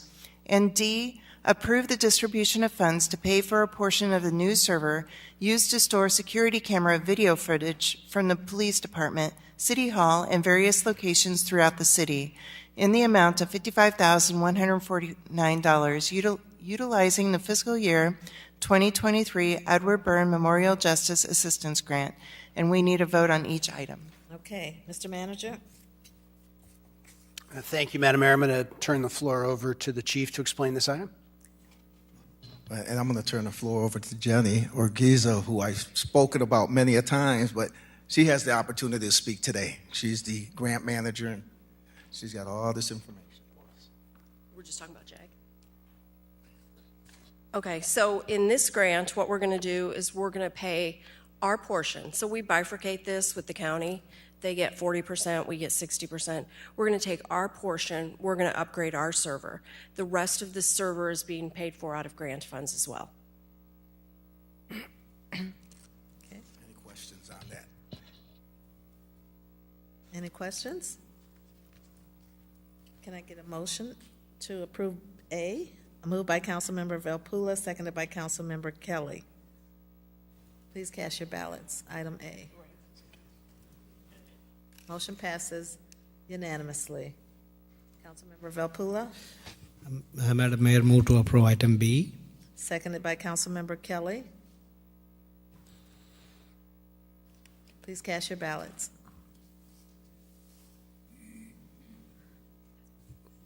Motion passes unanimously. Councilmember Velpula, Move to approve item number C. seconded by Councilmember Kelly. Please cast your ballots. Motion passes unanimously. Councilmember Velpula, Move to approve item number D. seconded by Councilmember Kelly. We're going faster than the system. Please cast your ballots. Passes unanimously. Chief? Madam Clerk? 23-377 is a communication from the City Manager and Chief of Police with a request for the following. A, to accept the Organized Retail Crime Grant from the State of Illinois Office of the Attorney General in the amount of $130,000. B, adopt an ordinance amending the City of Peoria 2023 revised budget relating to the capital fund to recognize the receipt of grant funding from the State of Illinois Office of Attorney General's Organized Retail Crime Grant in the amount of $130,000. This item requires 2/3 vote of council members voting, no less than 6 votes. And C, approve the distribution of funds to purchase 12 automated license plate readers in the amount of $30,000 with the Organized Retail Crime Grant. And we will need separate votes on each. Chief? Yes, ma'am. So in the last year or so, we've really seen an uptick in retail thefts, and really working hard to work with our retail establishments to try and curtail that, make arrests. I'll have Jenny come back up and talk about what this organized retail crime grant is and how we received it, and then I'll have Captain Briggs, who oversees our LPRs, kind of talk about locations and why we're putting LPRs in specific places. So this was an exciting grant for us because this was actually invitation only. This wasn't something that we applied for and had to compete for. We were invited by the Attorney General to apply for these funds. And so, excuse me, and so receiving these funds was super exciting for us. And we received $130,000, which is kind of amazing.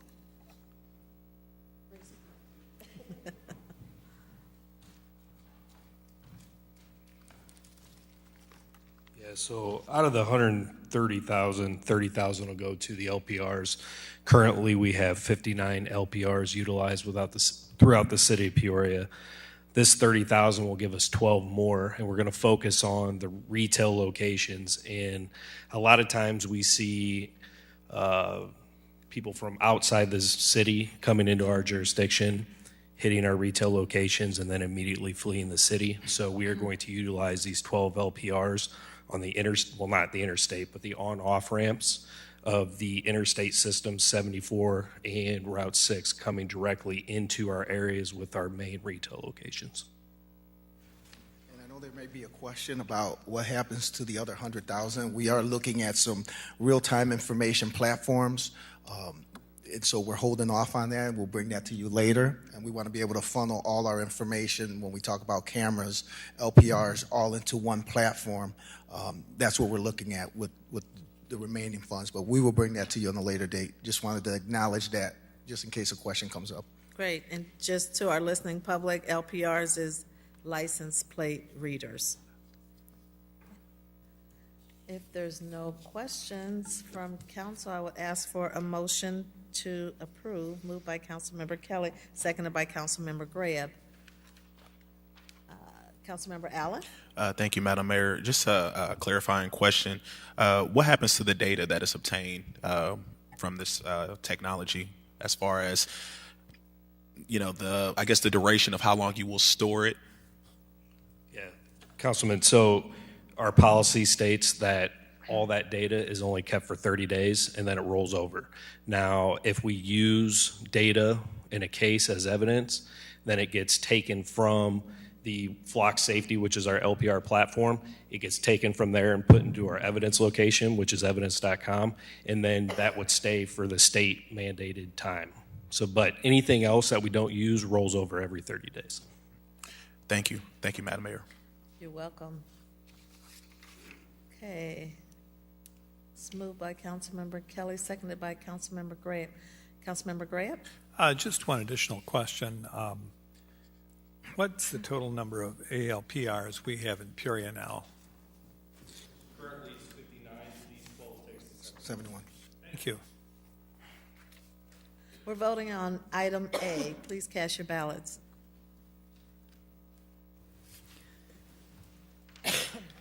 Motion passes unanimously. Councilmember Kelly, I move to approve item B. seconded by Councilmember Grant. Okay, please cast your ballots. Motion passes unanimously.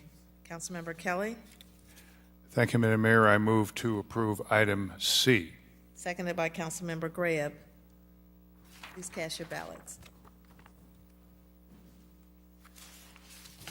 Motion passes unanimously. Thank you. Madam Clerk? 23-378 is a communication from the city manager with a request to adopt an ordinance approving the redevelopment agreement with 414 Water Street for property located at 414 Southwest Water Street. Mr. Manager? Thank you, Madam Mayor. Before we get into the financial items, we have two redevelopment agreements that we want to talk about, and I'll turn it over to our Assistant City Manager. Good evening.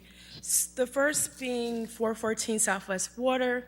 This property, if you are not familiar, is kitty corner to the former Hooters building. It's right off of the riverfront. This is exciting, I would say exciting project, as it is a mixed-use development, which is about 20,000 square feet. It's going to include, the project is going to include 5 luxury residential units and a commercial space.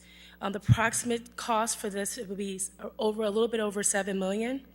As well, the city will be allowing the sale of up to no more than 15 feet of property for them to be able to put up fence and any additional greenery around the property. This would be the life of the TIF. Any questions?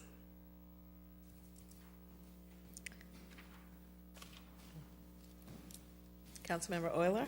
Thank you, Madam Chairwoman. I first wanted to thank the city manager and our economic development department, Kimberly Richardson, for the effort that was put into this, and the rest of our staff. This will be a great addition to Peoria's riverfront and will really clean up an area that has had a pretty stagnant look for quite some time. So I appreciate all the effort that this group has put into trying to come to terms and finally reaching an agreement with this developer and his employees working on this particular project, and it'll be exciting to see it happen. So motion to approve. Seconded by Councilmember Jackson. Okay, discussion. Councilmember Graham? Manager Richardson, did you say this is the old Hooters building? No, it's kitty corner, so it's across the way from the Hooters building. Got it. Thank you. Councilmember Kelly? Thank you, Madam Mayor. Manager Richardson, the TIF funds that are going to be used to assist in this development, are these going to be forwarded to the developer before they are realized, or will they be forwarded to the developer once they are realized? This will be once the project is completed. There is approximately $1 million of property tax increment that will be generated. And the way that our structure of the agreement is that they receive 50% of the tax increment generated throughout the remainder of the TIF, life of the TIF. I understand that. When will the funds, will we send out the funds in anticipation No. of the $1 million? Or will we, and my question is, will we do that, or will we only forward funds once received from tax payments? I'm going to say no to your first part of the question and yes to your second part. Thank you. Thank you, Madam Mayor. You're welcome. Councilmember Allen? Thank you, Madam Mayor, and thank you for this. This is very exciting, and I agree with my colleague, Councilman Euler, in an area of the riverfront that's been pretty stagnant. I know that this obviously isn't the old Hooters building, but the old Hooters building gets a lot of attention because it's been vacant for some time. I don't know if you can let the cat out the bag, but do you see any type of now interest in that space because of this potential development? We consistently have interest in that space, and as you all may not know, that is a property that the city owns. It's currently, as we have it structured, it's for lease, so we're not looking to sell that property, recognizing where it's situated. So we continue to entertain individuals, and we have it as an RFP for any developer or any interested parties who may want to look at that property for development. But for the most part, we've only seen interest as continuing to keep that as a restaurant. But hopefully we can find a tenant that is appropriate use for that space. Yeah, no, absolutely, especially when we think about the future of our riverfront development plan and want to have the right tenant go in that space. But thank you for this, and thank you, Madam Mayor. If there's no more questions, please cast your ballot. Motion passes unanimously. Madam Clerk? 23-379 is a communication from the city manager with a request to adopt an ordinance approving the redevelopment agreement with Peoria Innovation Hub, doing business as Distillery Labs, located at 201 Southwest Adams Street. Assistant City Manager Richardson? Yes, so this redevelopment agreement is with the Peoria Innovation Hub, also known as Distillery Labs. They are currently in the process of renovating 201 Southwest Adams. They are in the current process of appealing their tax exemption status with the state. And so while they're going through that appeal process, they requested from the city if we can enter into a redevelopment agreement. And what we're requesting is reimbursement of 100% of the TIF generated from the remainder of that particular TIF as well. The redevelopment, though, I want to be clear, if they win their appeal from the state and get their tax exemption status of nonprofit tax exemption status, the redevelopment agreement does require them to reimburse the city for 100% of their upfront costs that we provided them and any additional costs or payments. So the goal is that they become tax exempt and we will not have to deal with keeping their agreement as is. We want them to be tax exempt. Councilmember Kelly? First, Madam Mayor, I'd like to move for approval, and then I have a comment if there is a second. Okay, is there a second? Seconded by Councilmember Valpula. Councilmember Kelly? Thank you, Madam Mayor.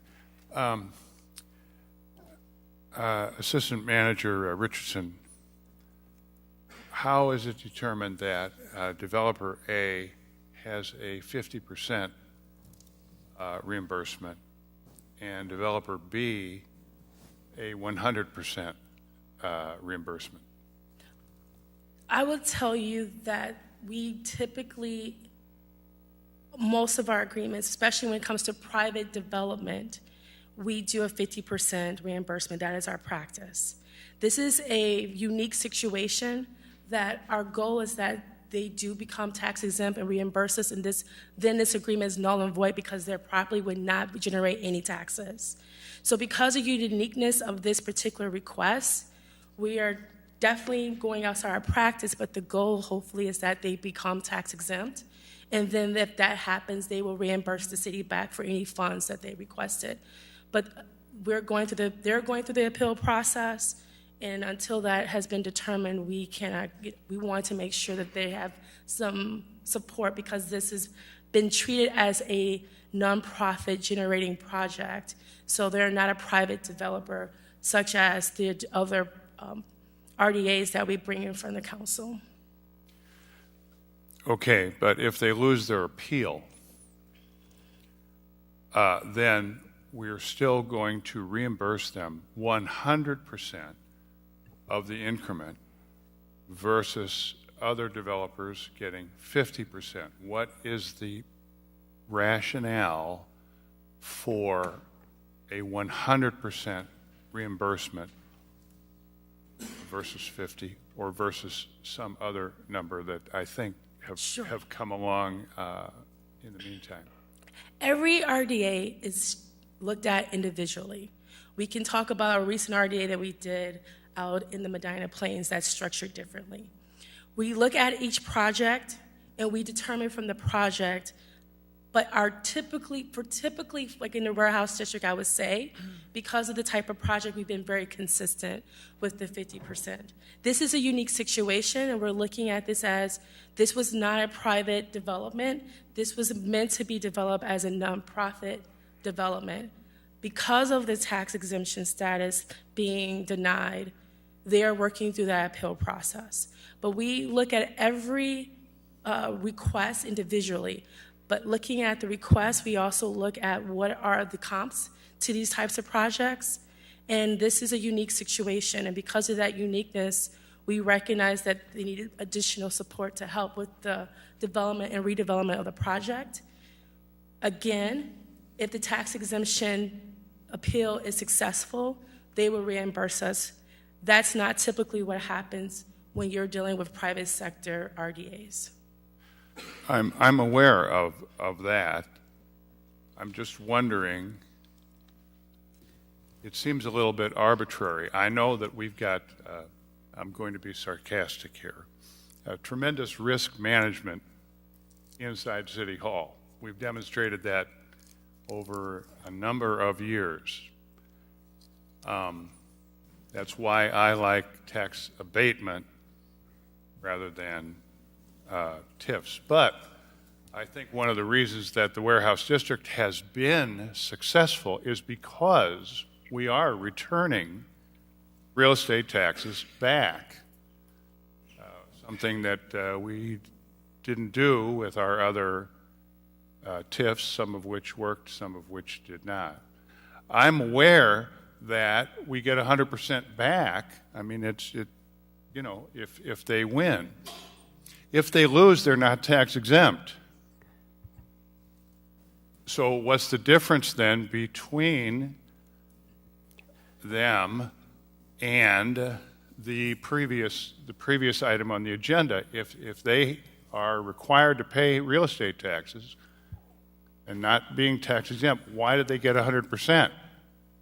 Manager, do you want to step in? I do want to respond. Councilman, number one, the previous developer has a profit motive, is investing in that property to make money, and that's one of the reasons that they're doing that.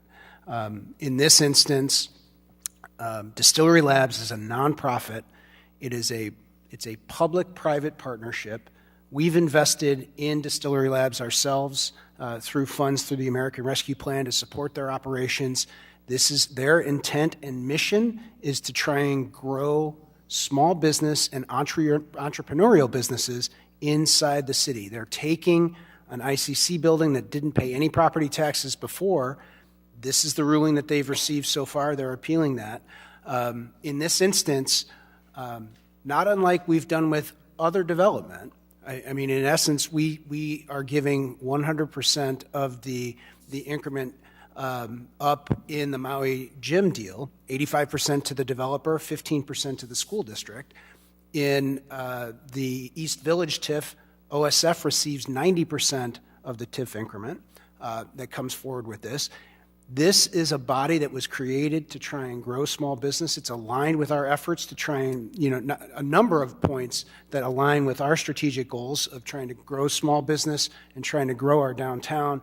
And in this instance, the overall property tax increment would be about 1/5 of their actual development costs. So this just allows them, if it goes forward, to recover those costs over the life of the TIF. So those are the rationale about why we set 100%. This is, again, it's a public-private partnership, and we didn't want to put that burden in place for them in this deal. I would add that the state of Illinois has invested as well with a grant to the tune of $10 million, if I'm correct, Mr. Setti, $10 million for capital costs.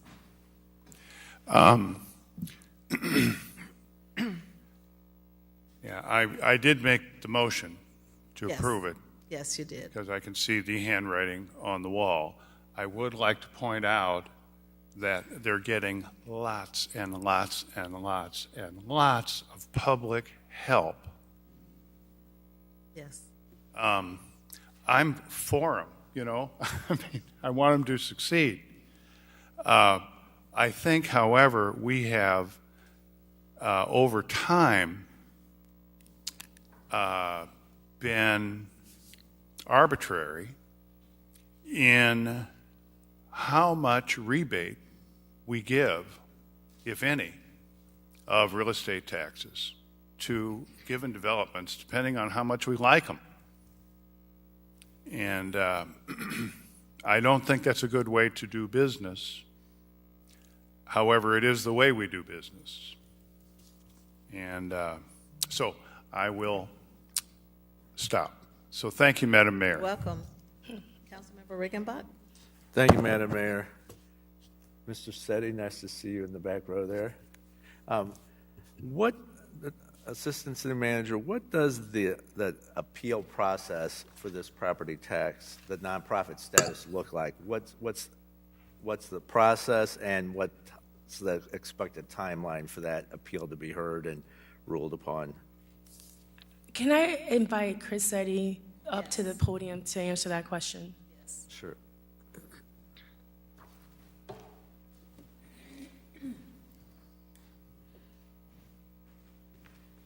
See, I nearly got away with it. No one's more surprised that we were put on the property tax rolls we're a 501c3 organization. So first of all, thank you on behalf of the Distillery Labs Board of Directors. I represent them tonight as a board member, and Bob Searing, our board chair, asked me to come and represent organization. The current status of which it is with the Illinois Department of Revenue. We had submitted our exemption paperwork through the county's Board of Review. They approved their suggestion, I should say. They don't get to approve it. Was that we should be tax exempt. It went down to the state of Illinois, and we got kind of almost an immediate rejection of our request, but we have an opportunity to appeal. We actually filed that request for appeal sometime in August, and we haven't had a chance to have our hearing yet.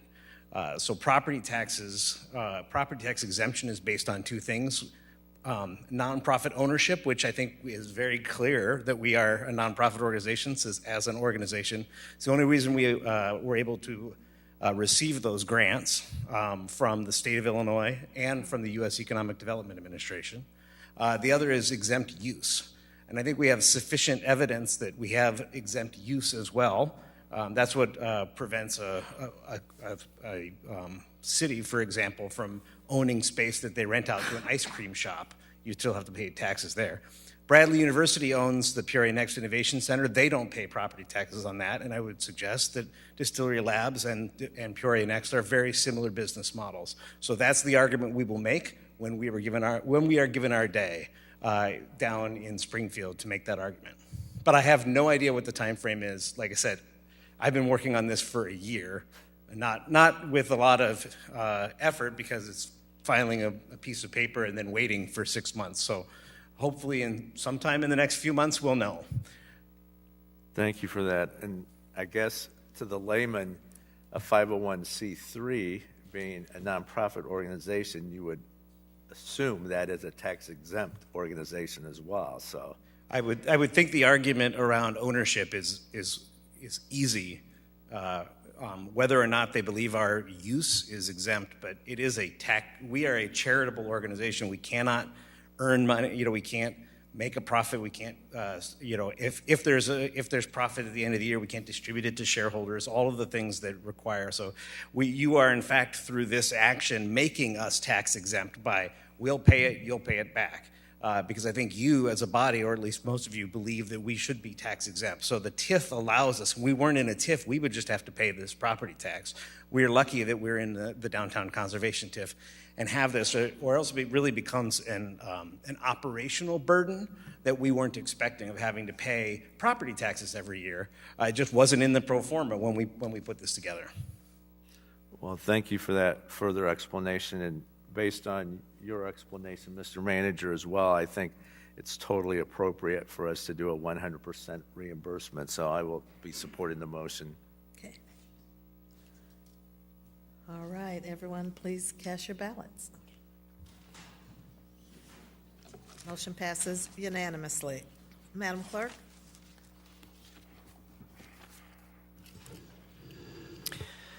(23-380) is a communication from the City Manager and Finance Director Comptroller with a request to receive and file the month ended September 30th, 2023, unaudited financial report. Mr. Manager? Thank you, Madam Mayor. I'm going to turn the floor over to our Finance Director, Director Craddy. All right. Thank you, Mr. Manager. We have a number of items, so I'll be brief with this item. Overall, through the month of September, the overall revenues are down about $7 million year over year. In terms of overall expenditures are up about $3.3 million year over year. What I kind of just want to speak to that point on both of those items is this was anticipated in both of these, and we are, as I have been telling you, I believe, for about the last 4 to 5 months, that as the year went on, we would start to see those numbers shrink down, and that is what we are seeing. And also just as important is the financial projections that I have in front of you tonight with the September report is still in line with the financial projections that's in your budget that will be discussed later this evening. And with that, I'm available for any questions. If there's no questions, can I get a motion to receive and file? Moved by Councilmember Allen, seconded by Councilmember Kelly. Please cast your ballot.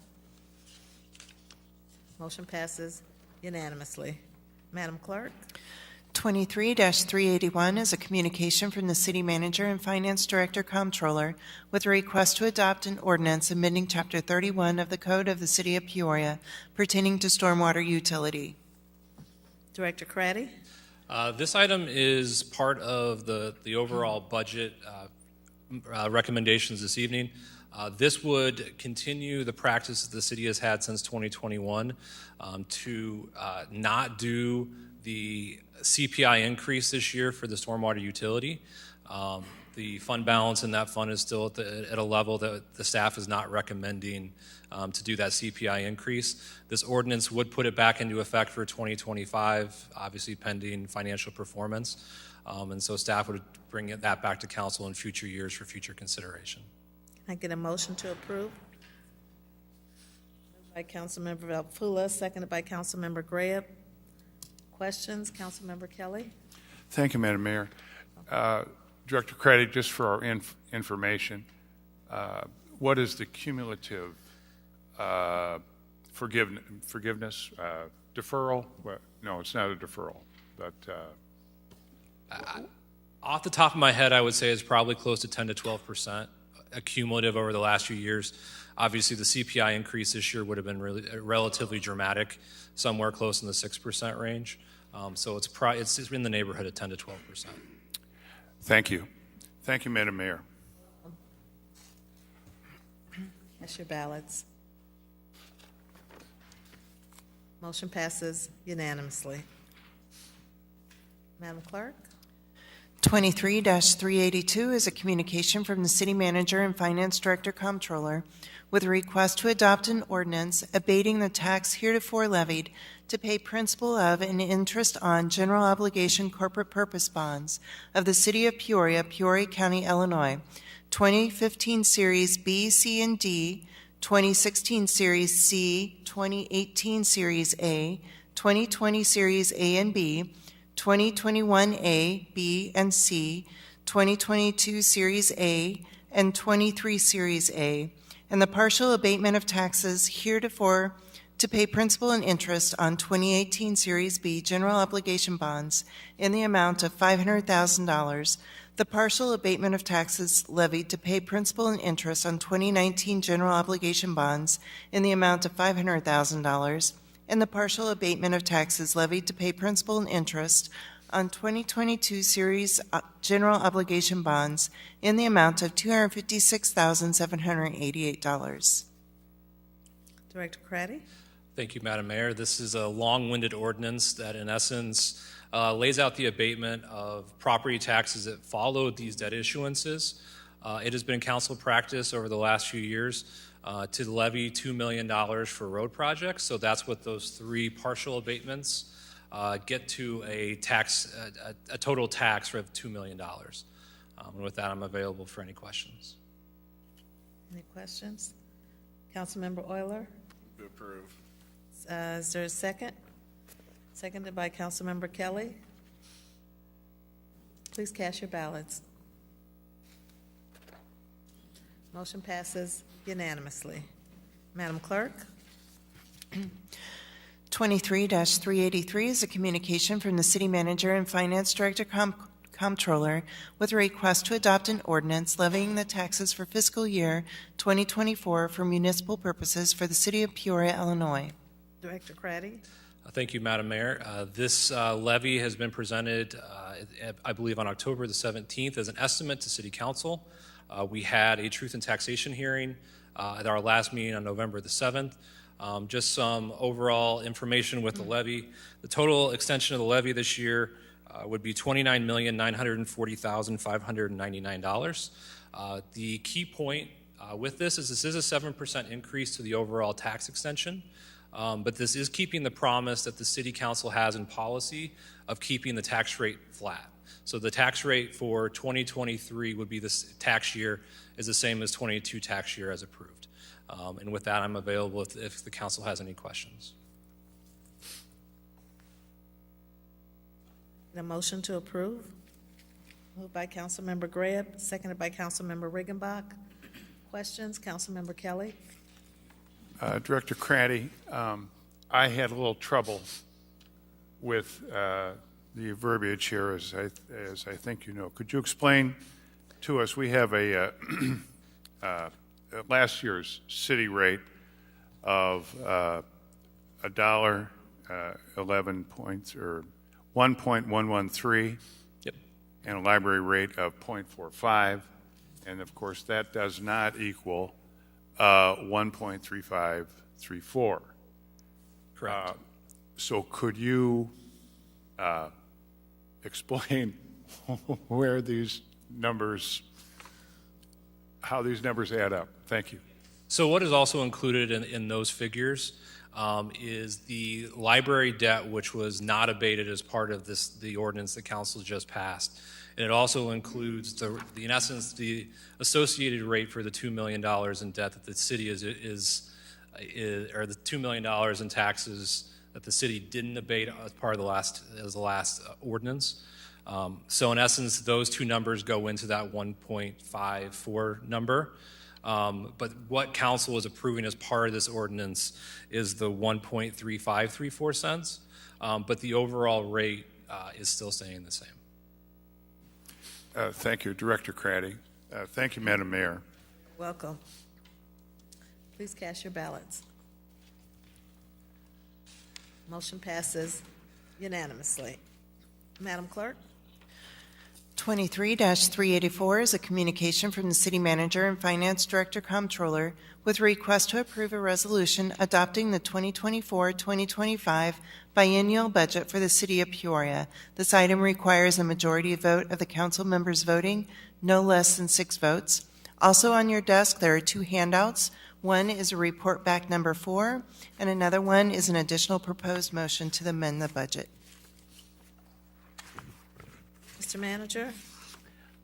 Thank you, Madam Mayor. We do have, Councilman Sear had asked for a report back on the cost of additional fire positions. That was included. The cost of 11 positions annualized is about $2.1 million, and the cost of 7 positions annualized would be about $1.5 million. So that was included. And then this week, Councilman Graham had asked for an additional budget motion for consideration to add an additional painter in Public Works. That cost would be $205,572 in 2024. That is split between the general fund and the capital fund, and then $164,586 in 2025. Okay. Councilmember Greb, did you want to make that motion? Well, I would like to ask a question here. Are we pretty much scurrying around trying to get the streets lined with fresh paint? Kyle, you can answer this if you want to. It's all right. Okay, all right. Director Powers, I note that there's a great deal of urgency in the step of our public works employees trying to get the streets painted where we literally don't have lines. I've heard a lot about this and gotten emails, maybe some of you have. Also, our corroding light poles. Seems like we just are behind the 8 ball with the current staffing. And in order to get some critical work done, did we have to outsource some of this work? We did outsource the poles on Main from University to North. We were able to paint 30 of, I believe, the 45 to 50 poles for $15,000. And we really haven't touched downtown ornamental poles or ornamental poles in many other sections of the city. Well, we might have had 1 or 2 projects, but it just seems to me as if, well, what do we have, 4 people who are dedicated to painting street and poles for the whole city? I actually misspoke. There's 3. There are two that are on our paint truck that are committed to the marking. So again, the outdoor work, Counselor, to your specific point, the temperature, weather is very dependent on what you can paint. So we have 2 painters that are committed to the paint truck, a 3rd painter committed to facilities. We do not have a 4th painter. So I misspoke. I thought it was 2 and 2. It's 2 and 1. So when I reported you previously. Director, if we need to paint walls in a building, correct, we still have only this number. That is correct. I don't understand how we can say optics are a priority or even preserving or trying to extend the lifespan of some of our corroding street lights, street poles. It just it's incredible to me that we've gone all this time with such a corporal's guard.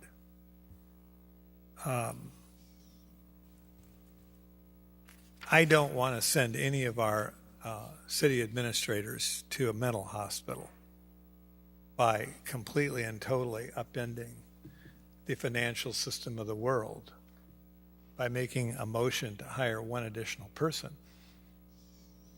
But I'd like to know how my colleagues feel about this short staffing, before I even make a motion. Well, we have some lights on, Councilman Greb, so let's talk. Councilmember Regenbach. Thank you, Madam Mayor. Director Powers, I don't recall, well, first of all, to be honest, I didn't realize we had such corroding infrastructure on our light poles. I don't recall seeing that in any of your reports or requests since you've been here, so thank you, Councilman Gray, for bringing that up. But what is the take on this now to hire at a position at the 11th hour? What would the job entail? I mean, hire a painter, that's easy to say, but what exactly? I'm sorry, I didn't understand the way you first phrased it. It would entail, if you think back to what I just said about the 2 painters on the truck that are outdoors, those poles, the only time we could paint outdoors is during the same time that we're doing the lane markings. So this additional painter would take up the additional outdoor painting needs, which isn't just the poles, it's the decorative planters, it's any other outdoor painting that would be required, the garbage cans. The poles would be the preponderance of it. Keep in mind, the city owns metal poles. The ornamental poles are painted. We have over 5,800 city poles, X percentage of those being painted. So that's what the full-time job would be, outdoor painting, away from the paint truck. But only during the warm weather months, Right. obviously. And So what would they do the rest of the year? They would go to facilities to assist with facility painting. And what's the lifespan on a paint job? What's the rotation? How often should we be painting these poles? And That's a variable, Counselor. It depends on the material, like what type of metal, salt, the types of winters, weather. I would say with most of our metal poles that we have and the type we have, probably 5 to 6 years. We would probably expect the paint before it would fail. And is there a plan proposed on how this would unveil, or is this something we're just throwing together here again at the last minute?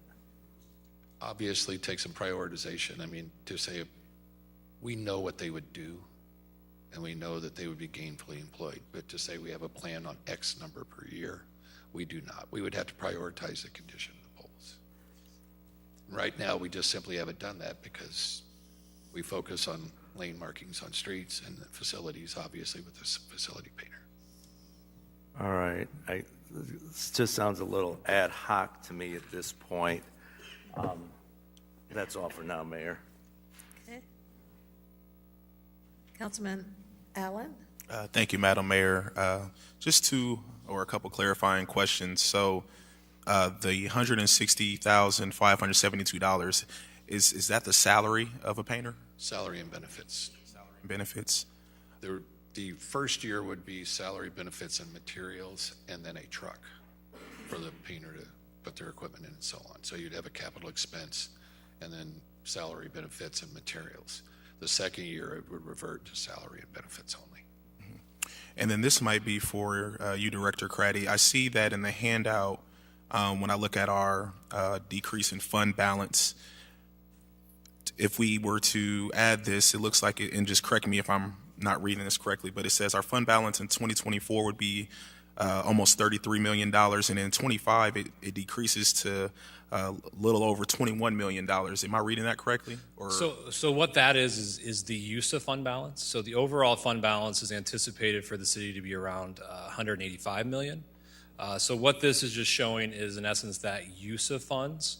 Because as of right now, when we have discussed the budget previously, we were around $31 million.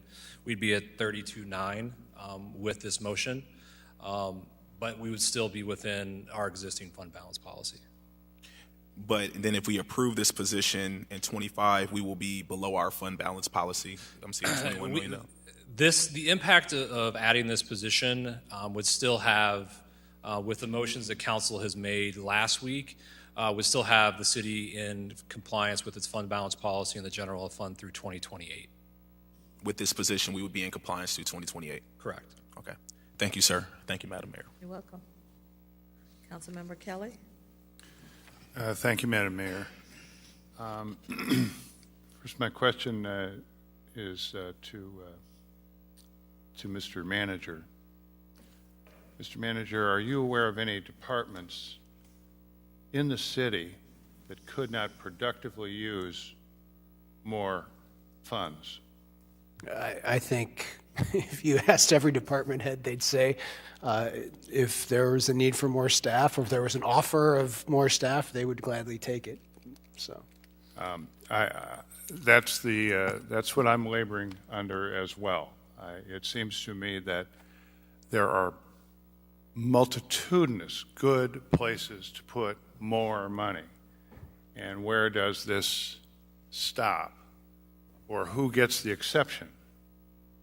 I think our Public Works Director does a very good job with the money that he has. Could he use more money? Well, of course he could. He could use $100 million more money and still be behind, I think. I am not, and also we are already, we're already at record spending. We're also at record revenue, but record spending. I don't have any problem with more painters or all that, but I don't have any problem with any of these extra things that we need, but we've decided we don't have the money for. And so I'm not going to be in favor of this motion in that it just seems a one-off and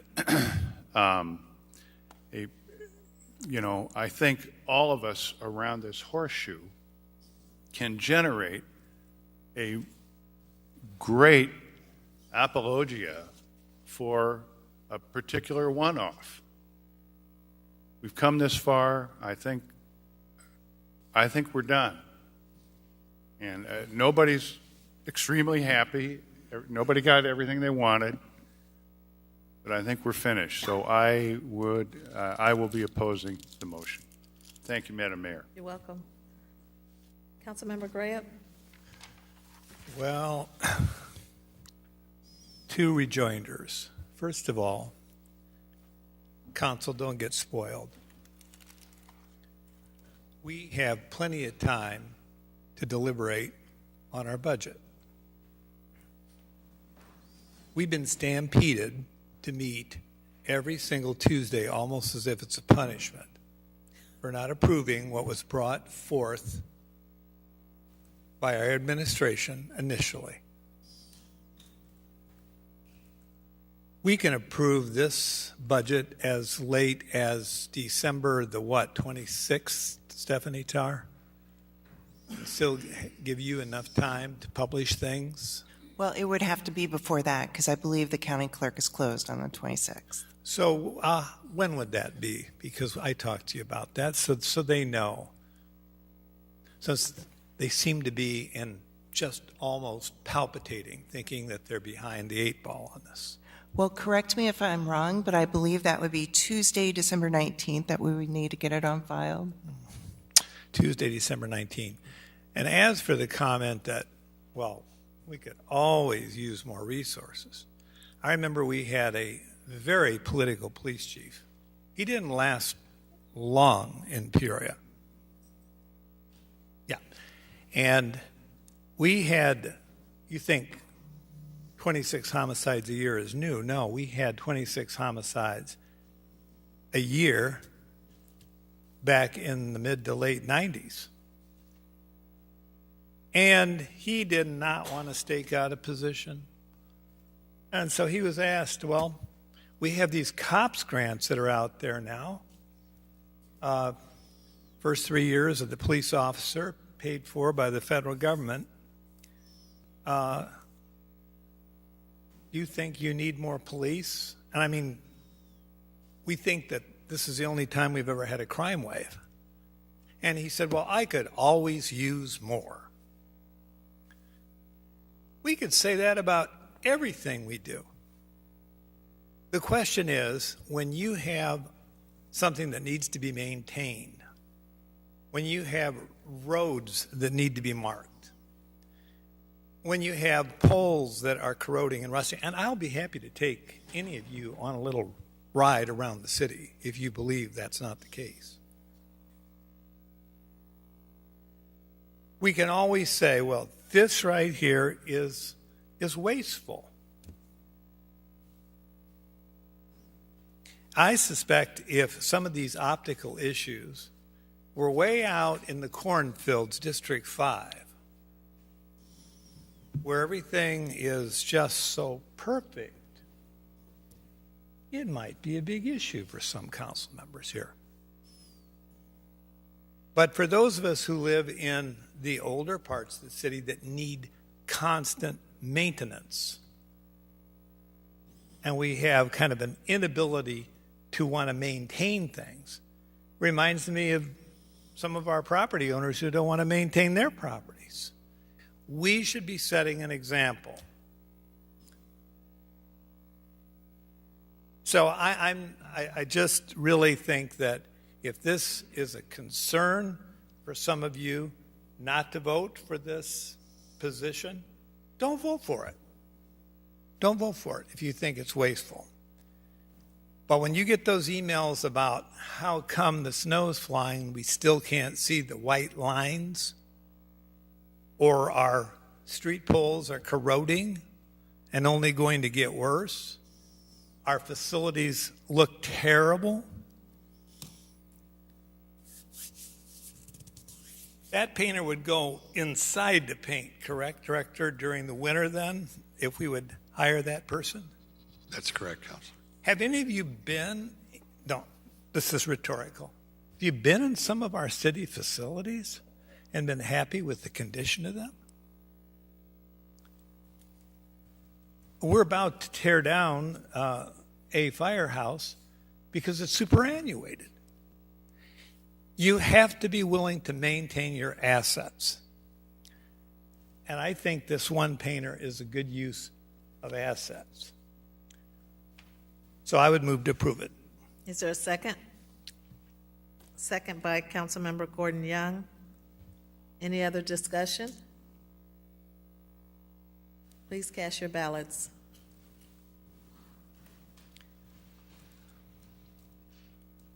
Motion fails with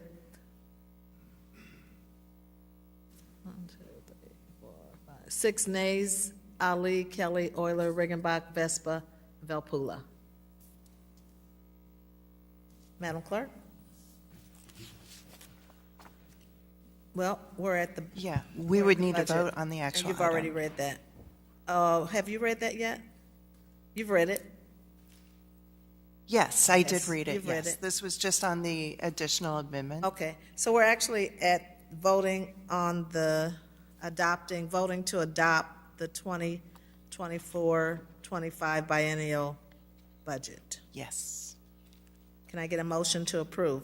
Moved by Councilmember Euler, seconded by Councilmember Gordon Young. Discussion? Councilmember Allen? Thank you, Madam Mayor. Just a comment on this process. Just want to thank the work of our city manager and Director Craddy and all the different department heads that have provided us this information over this time. Thank you to the constituents that have been providing feedback throughout this process as well, too. As someone who is, again, still newer to the council going through this process, I don't take this lightly. It's very humbling to be able to vote on a budget of this magnitude as we look to address the many needs and opportunities within our city. So I applaud the process. I will be supporting tonight's budget as published, but I just wanted to commend the collaborative process that helped us get here. Thank you. Well said, Councilmember. Councilmember Euler? Thank you, Madam Chairwoman. I can't remember the last time I voted to approve a budget for the city. I think I've been a nay the last several years.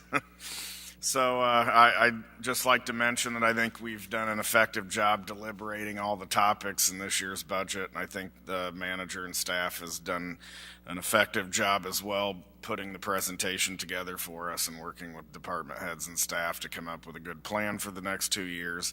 I do have heartburn with the size of the budget, and we're going to have to be very cautious over the next few years as some of the things roll off like the COVID assistance relief funds, and making sure that we're doing our due diligence to really keep an eye on the dollars and what our actual long-term obligations are. But I appreciate how well this process has gone, and I think we've all done a really great job this time in working together to come up with a good plan. Thank you. Well said. Thank you.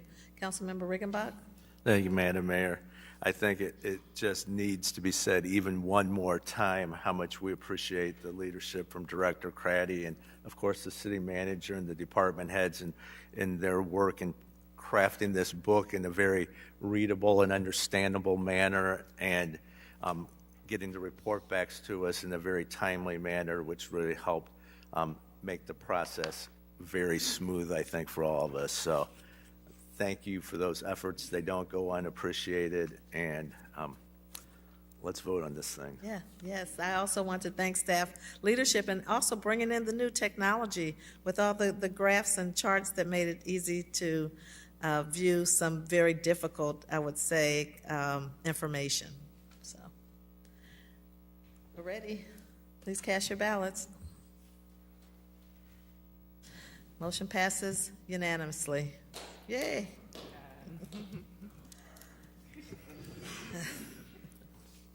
Madam Clerk. We are at unfinished business. 23-323 is a communication from the City Manager and Chief Information Officer with a request to approve the sole source service agreement with 8x8 Global Cloud Communications for the City of Peoria Telecommunication System Services in an amount not to exceed $200,000 to replace the city phone system. And this item requires a 2/3 vote of the council members voting, no less than 6 votes. Manager. As you know, we deferred this item. Thank you, Madam Mayor. We deferred this item for a month. I have our IS Director, Jessica McKean, is here to talk about the feedback that we got back from the 911 board, and we're ready to go forward. I should have brought Brandon in here with me. So the ETSB board is on board with this new phone system. We're going to actually improve, sorry, I ran over here, the services that their phone services as well. They will have a phone tree, some things that they don't have now that will help improve the services they offer and give them time back to work on emergencies versus non-emergency issues. Okay. Any questions for Director McKean? Can I get a motion to approve? Moved by Councilmember Velpula, seconded by Councilmember Gordon Young. Any other discussion? Please cast your ballots. Motion passes unanimously. Thank you, Director. Madam Clerk? We are at new business. Is there any new business? Councilmember Kelly? Thank you, Madam Mayor. Mr. Manager, I'd like to have a report back at our next meeting concerning brick streets. First of all, what the situation was with residential, the residents of the area paying for replacing things with brick versus I think the item was concrete, but concrete or asphalt, either one. The streets that we're looking at have only been around for 150 years, perhaps, certainly 100 years. So I have a hard time with the idea that that they are deteriorating. I don't know what the Public Works Director knows about plowing, but we've been plowing streets in Peoria, I suppose, for 100 years, up and down those brick streets. So I'd like maybe a little bit more background on that. Secondly, or thirdly, it has been, I've never brought it up, but it's been a concern of mine for many, many years that when there's a problem on a brick street, we go in, I suppose we tear up the bricks, we fix the street and put asphalt down, which is just ugly. And these streets all of a sudden look like, you know, a patched coat or something. What did we do with the bricks? I'd like to know that. And I think that certainly there's a lot of labor involved in putting in a brick street. There's a great deal of expense involved in replacing streets every 25 years. And we don't have to replace these streets. They do require some maintenance. And then the lack of their permeability. When we redo our streets, generally the permeable pavers that we use are against the curb, in the curb area. The main part of the street is impermeable. And so if we're so dedicated to this, well, we can put the permeable pavers against the curb and still maintain that brick street. I'd like some reports back on that. I think it's not the biggest item in the world, but I'd like to get some info before we vote on that. Thank you. Thank you, Madam Mayor. You're welcome. Councilmember Jackson? Thank you, Madam Mayor. If I would like to see if Director Doolin could come to the podium. I had a few questions about illegal dumping.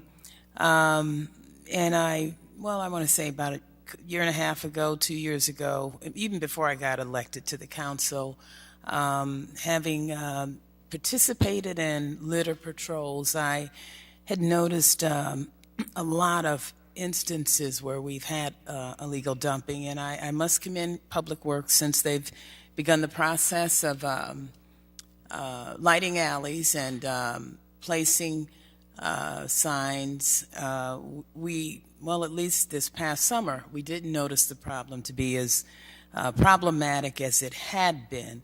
But I must say, and I want to commend the chief, I was on my way to work this morning, and I don't go looking for these things, but I always happen to run across them.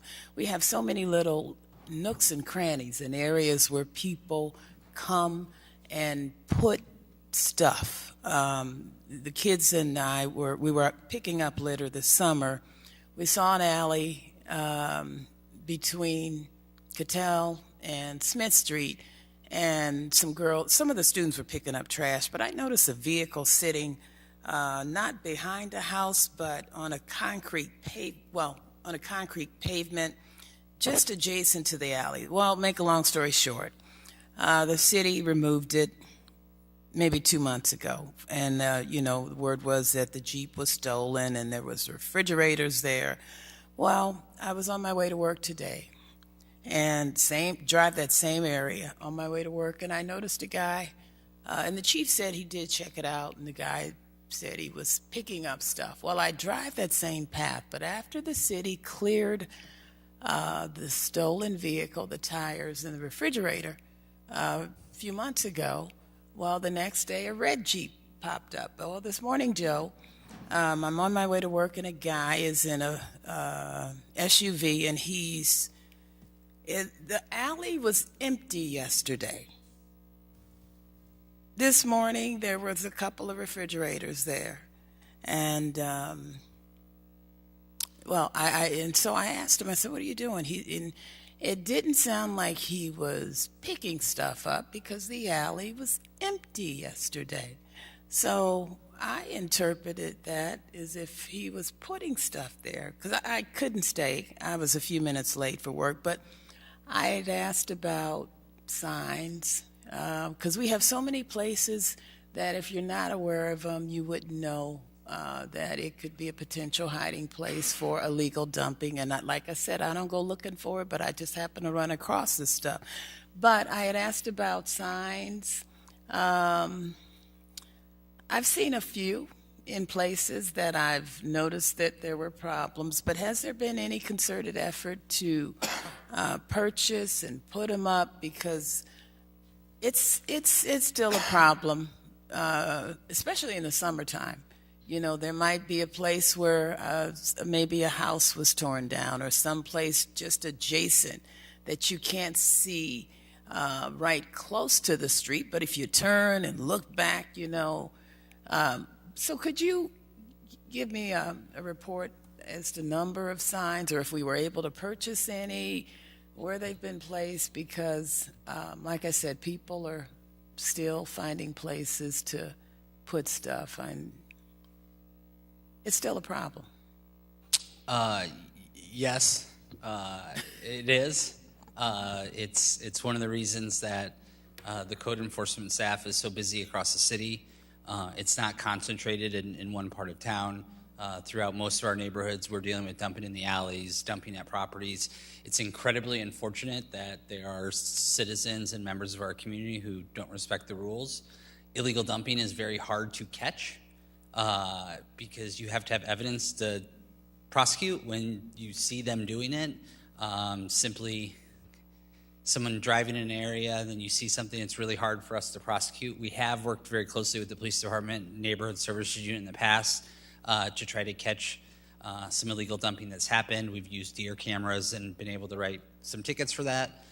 We do have signs available that we usually, when someone requests them for their sign about dumping, so we can, happy to have some in our office to get some locations for you want them, and we'll follow up with it. But the best thing we can say to everyone listening is when you see something, it's very similar to what the police said earlier. When you see something, let us know, report things. We'll look to it.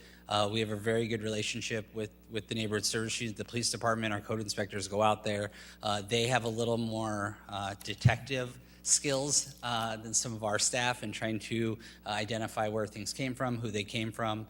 So we work closely. So if citizens are out there and they're listening and they see dumping sites, they see illegal dumping, please call Peoria Cares and let us know where it's at, and we'll take a look at it. So if someone sees someone, takes a picture of the vehicle, the license plates number, and send it to you, do you follow up? Do you give them a ticket if a picture is presented and the person appears to be doing something? In other words, do we penalize? I mean, because I still get complaints from people that they see it and it's going on. It depends. I think if we get, depends what the evidence is. I mean, that's something that the police department looks into. The neighborhood services unit works with on that. But if the citation or picture is evidence enough for them to do something to prosecute, they do. But sometimes you have to have that hard proof evidence, and ultimately, a lot of times, it's not exactly. Chief, I don't know if you want to. I think TIF 411 is a good example of what somebody can use if they don't want to personally call at the moment. Just send that information right to TIF 411. We're going to work with his team and get the information. They can go out. We will look up the plate information just like we did today with the information that I received, and then we can follow up from there, but we will work hand in hand with them. Okay, thank you. And Director Doolin, if you could just get me if you have, do you keep track of the locations where you put them, or do you just kind of randomly when somebody? They're available when sometimes citizens want them in the vacant lot next to them. So we don't have a location. I don't have a list, but I'm happy to get you a list of how many I have available tomorrow. And then if you have some locations, we can get them out. All right, thank you. Yep. Thank you, Madam Mayor. You're welcome. Councilmember Riggenbach? Thank you, Madam Mayor.